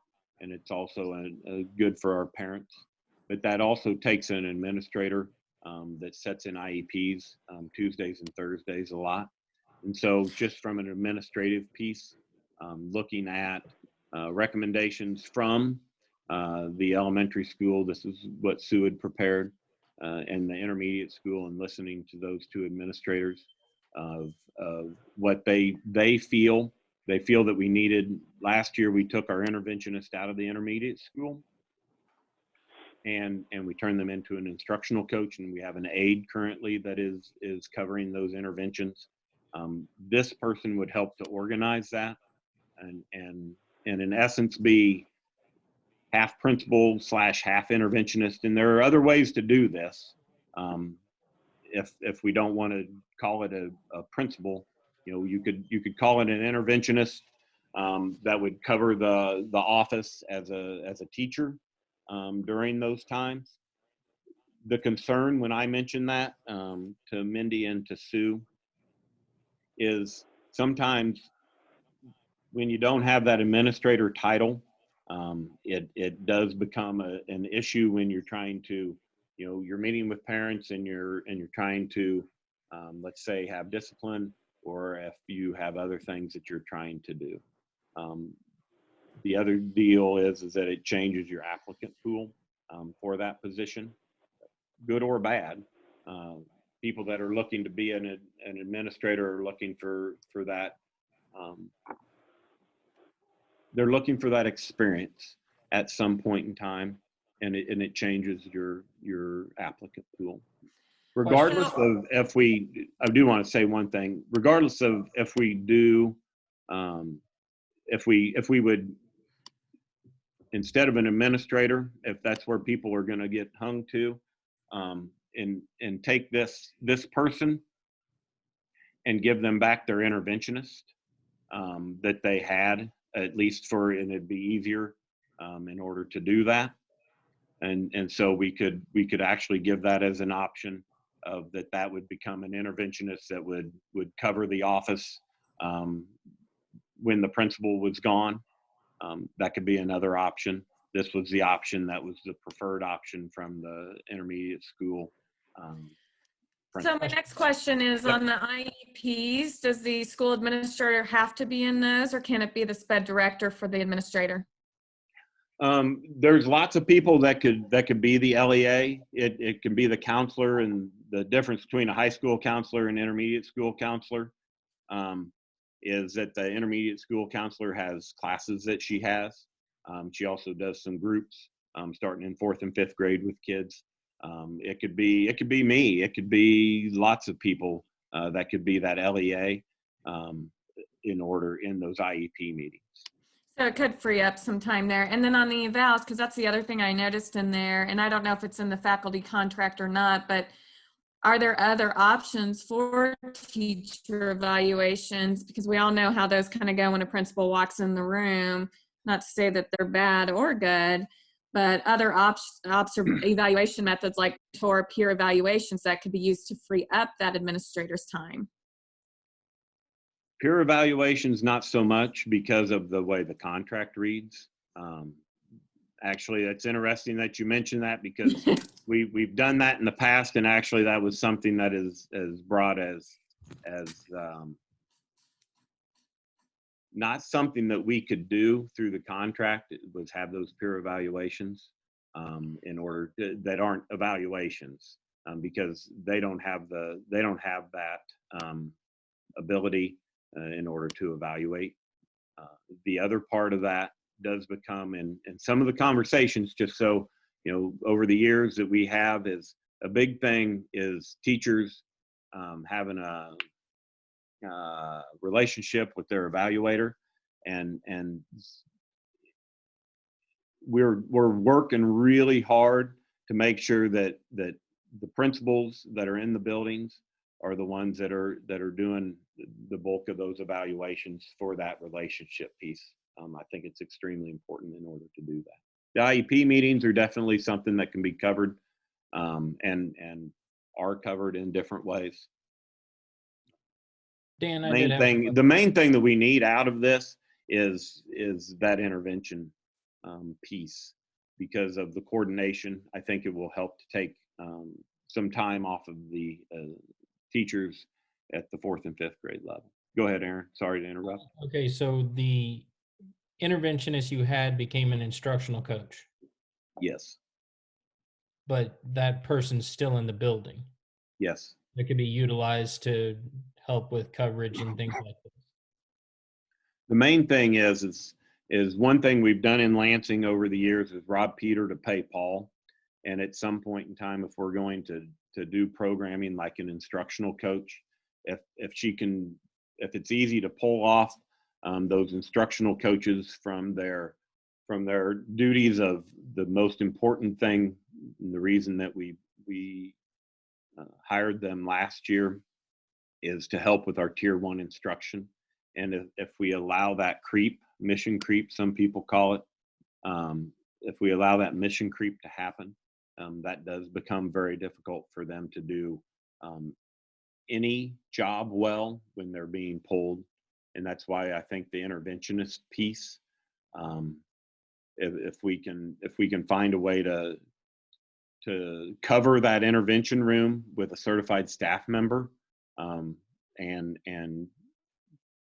now at this point in time, I'm also asking for that person to serve 2 masters, which is hard to do, in order to cover the intervention out of this, and move from 8 teachers to 7, and move that interventionist either into an assistant administrator as we have here, or as an interventionist with some additional. A lot of times we call it an administrator in charge when the principal is out of the building, and they would cover if there was an issue. There are some problems with doing that. The problems with doing that is we all know that when we go to work in the morning and we don't think we have this wonderful plan about how things are going to go, that's the day that nothing's going to go quite right. And so on that day that Sue will be out of the building, and we have 3 intervention groups at that point in time, you know, that's the day that you'll be pulled out and have to go down to the office to deal with some of those issues. But that is an option. I think that it's important for the board to understand that just wasn't the first option that the intermediate school and the elementary school would have liked to have seen. Did that make sense? I kind of ramble at some point in time. I apologize.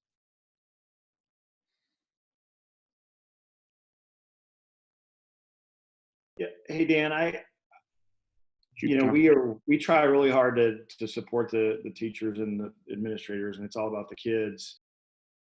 I think what we're struggling with here is looking at multiple courses of action and the strengths and weaknesses of each and the bottom line cost of each.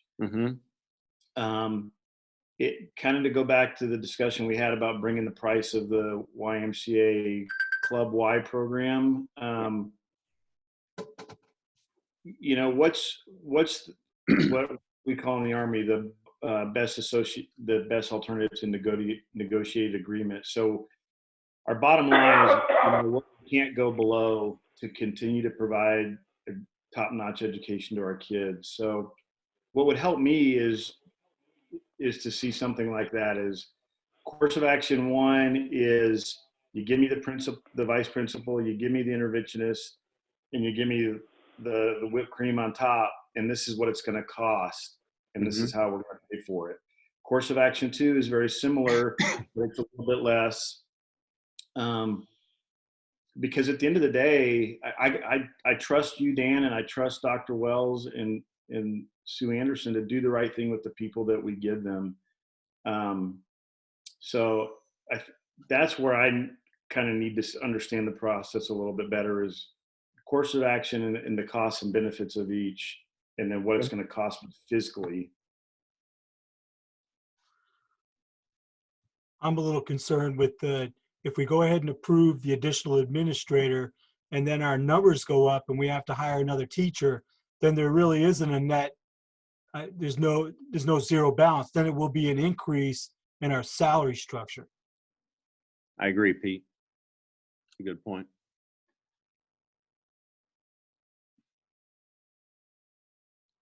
On this, I'm more than willing to do exactly what I'm on all of these proposals. I'm working on a zero cost to the budget. In this case, I believe that you could add the administrator, and as each of these move through, you would have zero cost to the budget for at least the next 5 years, just because you would always have a small group coming through. However, we would be very tight if you happen to have a large increase in 4th grade. So I'm more than willing to bring that back to you on the intermediate school in the May board meeting. It's getting a little late, but it's better late than never, and I'll work on doing that, if that's okay. Can we move on and table that one and go to the last one? Everybody good with that? I'm good with that.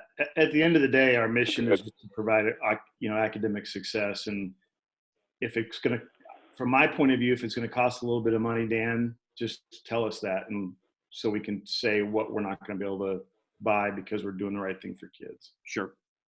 The last part is filling the position that I used to fill, at least partially.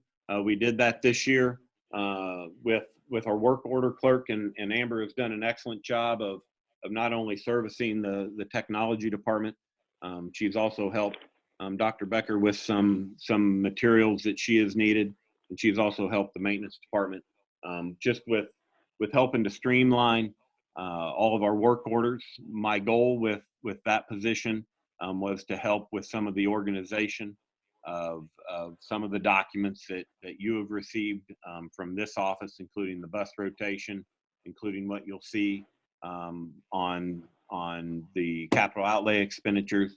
She's helped to coordinate that. The other part is on the work order clerk part is sometimes in our district we have it's mattered who fills a work request, and sometimes the staff doesn't always understand who they should turn that into, if it should be a technology request or if it should be a maintenance request or if it should be a custodial request. And from my point of view, it doesn't matter. They should turn it in and then we figure that out. And Amber's helped us in order to do that.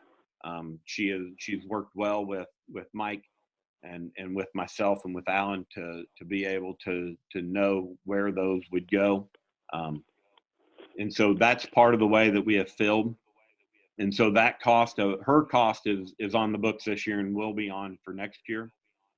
My proposal is, as I was hired, part of my job is to get out of the technology world.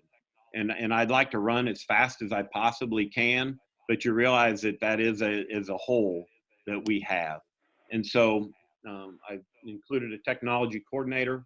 A large part of that, I believe, that this person will be in charge of is coordinating the technology, and it'll be the budget for that. They'll help to set that, no different than Mike helps to set, or no different than Alan helps to set, no different than Jimmy helps to set, you know, the way that we're going to expend, and they'll work directly with me on what that will end up being. But the other part, and I think what we will end up looking for, and why the salary is where it's at, is this person will be in charge of a lot of our training. One of the things that we have found through this COVID-19 process is we have some technology training that we did a lot of technology training in about 4 days. And I think that that's a focus that as we move forward, and the best way that we do that is something that this person will help. And so kind of what we're looking for in the tech world, you have one of two choices. You either have a wirehead or you have somebody who can use things. And what I'm looking for out of this position is someone that'll help our teachers use the technology resources in their classroom in the most efficient manner. Not saying that they won't learn. We will continue to outsource some of the network resources. We use Yellow Dog Networks currently in order to do that, and it's been a good partnership. And our network is to the point where we don't have to outsource a lot of that. One thing that we did when we changed from, and the way that we're going to pay for this, is when we went from Windows to Mac, the Mac resources in order to maintain our security and maintain our upgrades are a lot cheaper in the Mac world than they are in the PC world. Managing PCs is extremely expensive at times, and I think that is something that we'll be able to pay. And one thing that we've done in the past is outsource that through Raven Eye Networks, who's a subsidiary of Yellow Dog. But we'll end up, and we did this in February, and so we've actually had that saving since February. But we'll be able to pay for this technology coordinator salary through one, switching to the Macs, which we did this year, and two, being able to get rid of that Windows maintenance that we've been paying for. So I would like to be able to advertise for this position. It'll probably be looking for what I'm looking for out of this position is usually in the school world, we end up looking at teachers that are looking to have their instructional technology degrees, and they really help. There'll be another resource for our teachers for some training. So.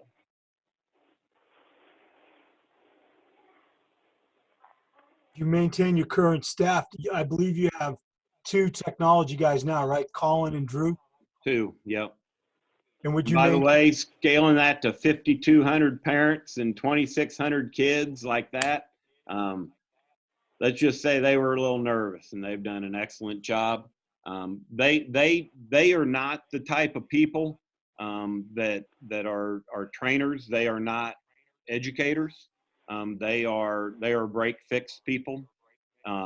Their salaries are nothing near what this starting salary is for this technology coordinator position, and their duties are, you know, main thing that Colin does during the day. You know, he ends up doing a lot of our installs. He saves us a lot of money. He doesn't like it when I say that he saves his salary times 1.5 or 2 throughout the year by doing my installs of projectors or doing my installs of security cameras. But that's really, he does a lot of that. Drew's really stepped up with a lot of just the day-to-day. If my computer doesn't work, if I can't connect to the network, if I can't print, if I can't do all of those other things, those are other things that don't go away. and that's really the role of those two guys, is really the break fix and that type of tech. What this person in the hole that they will fill is they will really help to fill some of the integration pieces in the classroom and helping teachers with that side of the training of actually using some of the resources that we have. Thank you. Yep.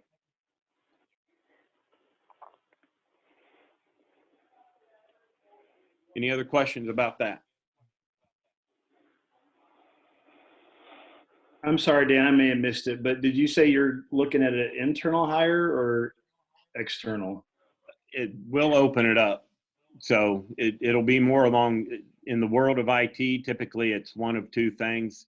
It's either you take the track of an educator and they understand education, or you go over here in the network side of things and you hire one of those two. You get two different things. If you hire an educator that understands education, a lot of times teachers see more value in that. If you hire the network person, sometimes you'll grow that person in order to take another job, because these people make a whole lot more than $55,000 to $65,000 in the world at this point in time. And I think that's the main reason is that I see some holes over here. We'll open it up to, we do have internal people that are interested, which is great. But as with any position that we've had here, we open it up and choose the best one that we have. So. Yeah, Roger, I know we need this position. I think you've been playing Mr. Armstrong long enough with, Stretch Armstrong. Because I think we were hoping you would hire that guy a year ago. So, yeah, I think we need him. The lines in my eyes say we need them. So I guess what I'm looking for is it's more information on the staffing at the elementary school, because we don't need any approval to do that. What I'm hearing from you is that you need more information for this LIS administrator. So I guess what I need from you is a motion to approve us posting the technology coordinator job for the 2020-2021 school year. If we give you 65 grand to pay for this guy, what won't we be able to buy? We'll be able to pay for that just by what we have paid for this year in our Windows in our Windows maintenance. That's approximately it runs about $60,000 to $65,000 in order for us. That's what we've been paying to maintain all of our Windows PCs with antivirus and with updates in that managed service that we've been purchasing. So we don't need that anymore, and so it's really money zero for the 2020 and 2021 school year, because we won't need that. We won't need to provide that service anymore because of the way that we're updating our Macs. That service, the Mosul service that we have, it went from, it's about $8 per year instead of $8 per month per machine, which is an extreme difference in cost. So basically, Dan? Oh, go ahead, Aaron. Sorry. So basically, we're taking an internal approach with somebody that we have control over rather than servicing out, and it's cost neutral. Yes. Okay. Hey, Dan, all I was going to say is going forward, could you present those? I think John said it earlier, just those cost breakdowns. It'd Sure. make it a lot easier, at least for me. I like to see Yep. it. So thank you.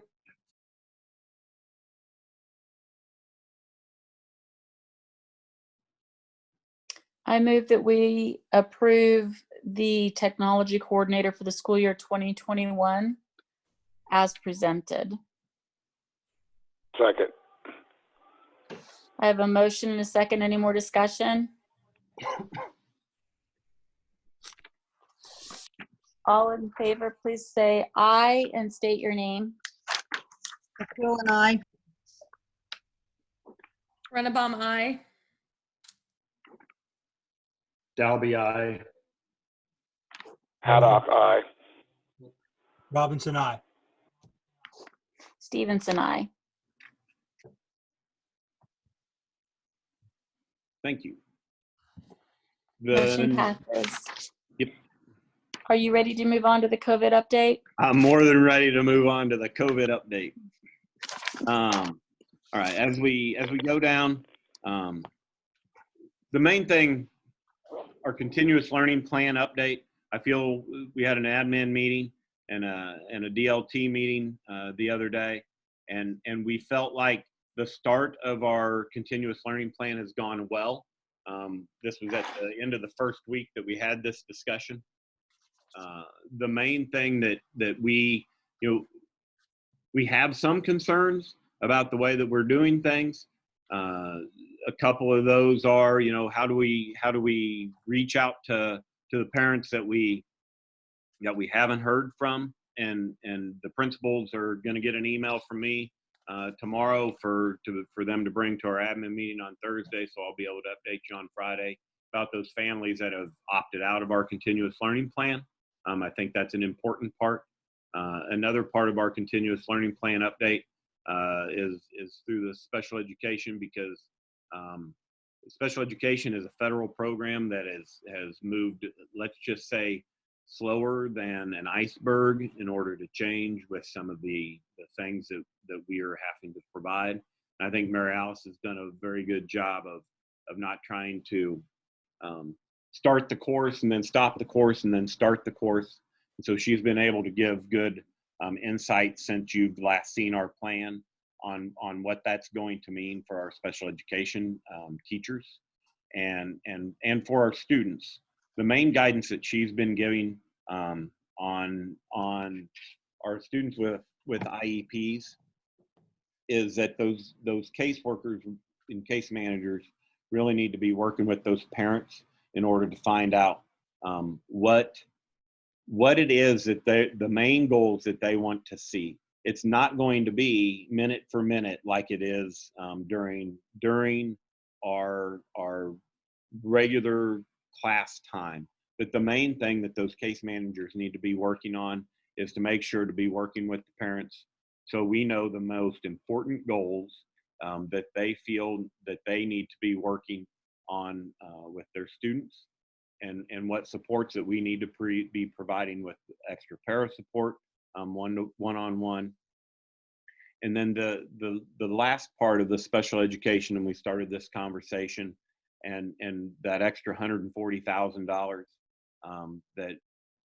that we will be receiving through the CARES Act is ways that we can help with a good kickstart for the school year with some of our most needy kids.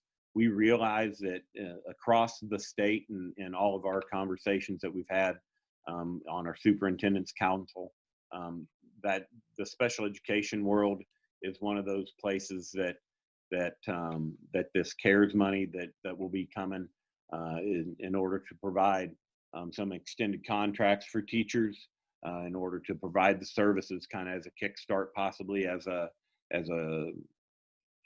beginning of the year type of system for those kids. It's going to be extremely important.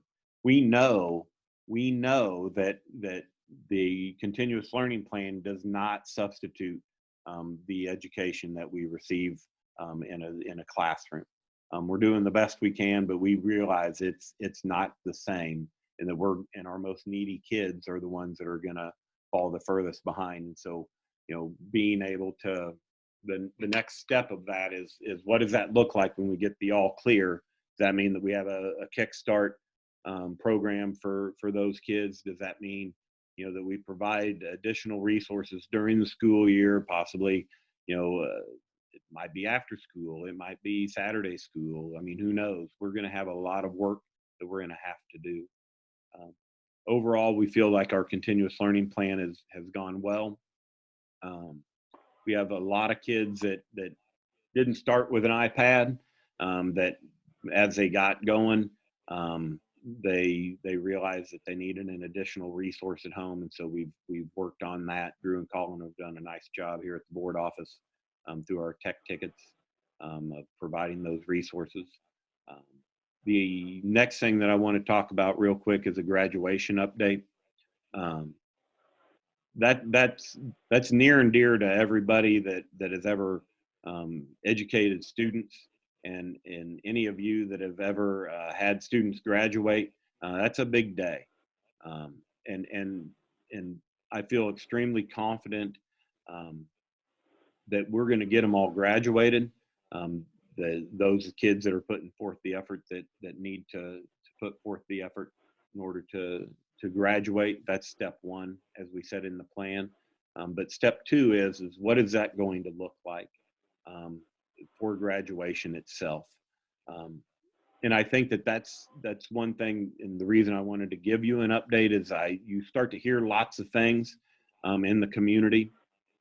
Rob shared with me this afternoon what other schools are looking at doing, everything from, one of the school districts actually rescheduled their graduation for August 2nd. And because of how far out, they feel like that's going to do. We have chosen to not do that on purpose. And the reason that we've chosen to not do that on purpose is that we feel like, number one, we want some sort of a ceremony for our students. I think that what we're going to propose is, and Rob's got a good group of senior student leaders, is that we'll bring back to you in May. We have the plan. If whatever miraculous reason we can have graduation in May, we have that ready. And so that part isn't a problem. If we get the all clear and we can have graduation because all of these things have been lifted and we can all congregate, we can have graduation in May, no different than we've had it in the past. So that part I'm not worried about. But from this point until our next May meeting, we're going to convene and get some senior parents off of the site council. We'll take some senior students that serve on the leadership council, and then some op-grad folks, and bring those together to come up with what they see as 3 plans. One, if we can have this thing in June or July, what does that look like? It will be the first plan because of the opportunity to have a ceremony. The other thing that we need to look at, though, is when is it the case that this is drawn on long enough to where we can't. We have to come up with some schools are doing a virtual ceremony, and what does that look like? And I think it's important to allow those parents and to allow those kids to have a voice in that. Mr. McKim agreed with that. And so we'll be bringing that back to you in May on the graduation update. And then the last part is a school calendar update. We're following our school calendar, no different than today was a PD day, except for the next PD day, which would have been our LEF breakfast. We're going to go ahead and turn that into a day of education. We wanted some of that continuity moving forward, and so we're more or less following the school calendar, and we're planning on finishing school at the same time, which I believe is May 21st. And so we'll be doing our continuous learning plan through that time. We'll have plans to get our equipment back. Hopefully we aren't in the main part of the pandemic during that time. Everything says that we should be on the downhill slide by the end of May. That's hopeful anyway. So I just wanted to give you a quick update on all of those, and I'm open to any questions. Dan, I don't Yes. so much have a question. I just want to make a comment and kind of put kudos out for all the teachers and parents especially. They're doing an excellent job.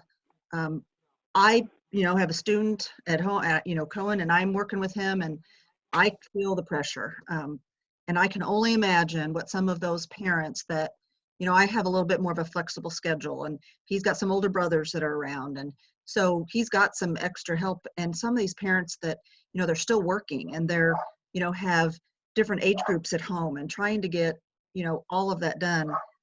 I know if I'm struggling and feeling the stress, I'm sure that everybody else is too, the teachers and the parents. And so I just want to just kind of put out there that I really appreciate everything that everybody's doing and trying. And we're all working together, and I think it's just awesome. I just had to say that. So. Thank you. I would second that. I think our teachers and our administrators have done an excellent job, and the parents have hung in there, and everybody's kind of risen to the challenge. It's been nice to see. I'm learning more than I ever needed to know about ninth grade. I'm having to remember how to do things. I concur with everyone. Dan, do you know if there's anything that's needed from the community or individuals, like for food or resources for the students or teachers? The things that I have heard, and I actually have a meeting tomorrow with Verizon, and I think with some of this CARES money, it's something that we'll look at doing. Is we still have some folks that don't have Wi-Fi out in the community, and unfortunately, there are some that don't live where Spectrum or AT&T go with a hard line because they could get internet, and those wireless hotspots are not free. It cost us about, and they expect you to have a year of service, and so it cost us about $9,000 in order to provide that, and that would be an excellent opportunity of part of the CARES money that is coming through. I do have a meeting tomorrow with the Verizon folks and to see what they would offer.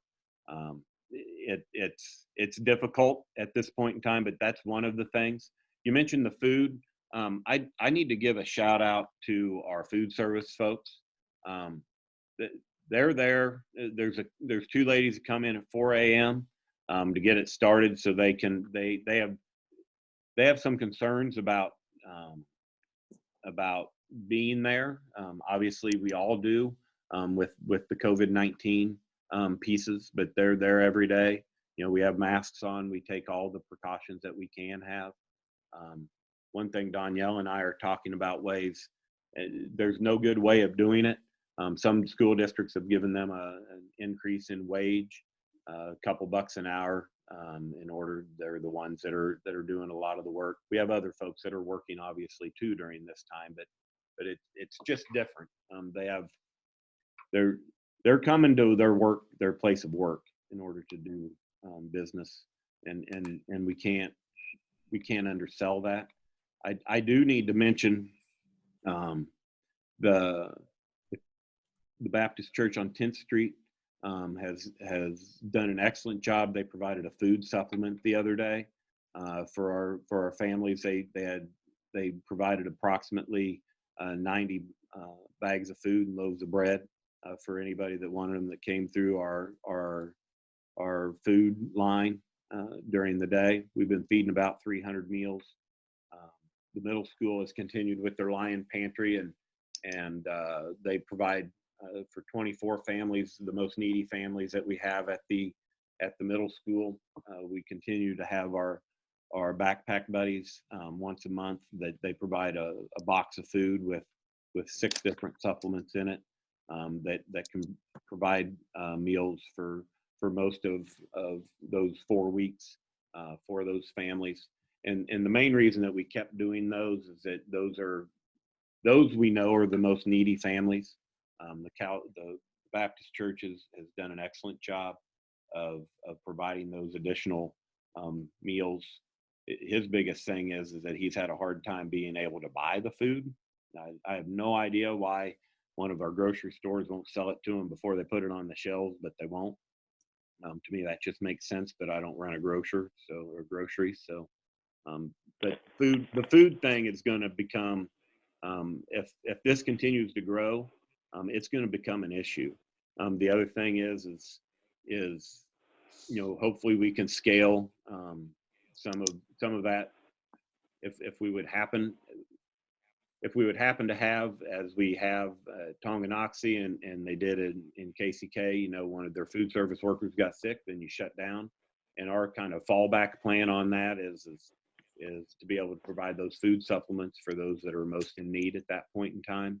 We're just trying to make it through. So I think those are all, I feel good about the things that we have in place. It's just being, if we see our community have a lot more need, being able to ramp those up are going to be one of the biggest things that we're going to have to be able to do. So, Great, thank you. you're welcome.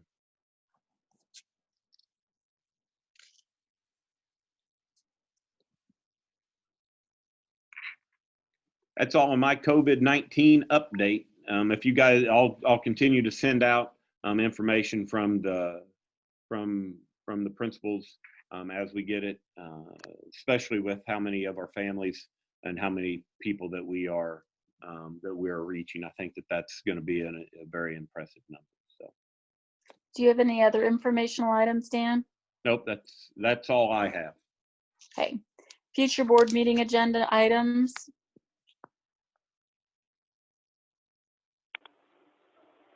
I'm good.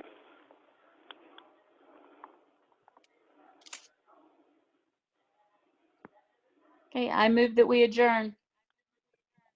Second. I have a motion and a second. All in favor, please state your name and your vote. Haddock, aye. Aye. Robinson, aye. McQuill and I. Yoakum, Dalby, aye. Stevenson, aye. That's everybody. With that, we're adjourned. Thank you, guys. Thank you all. Thanks. Night.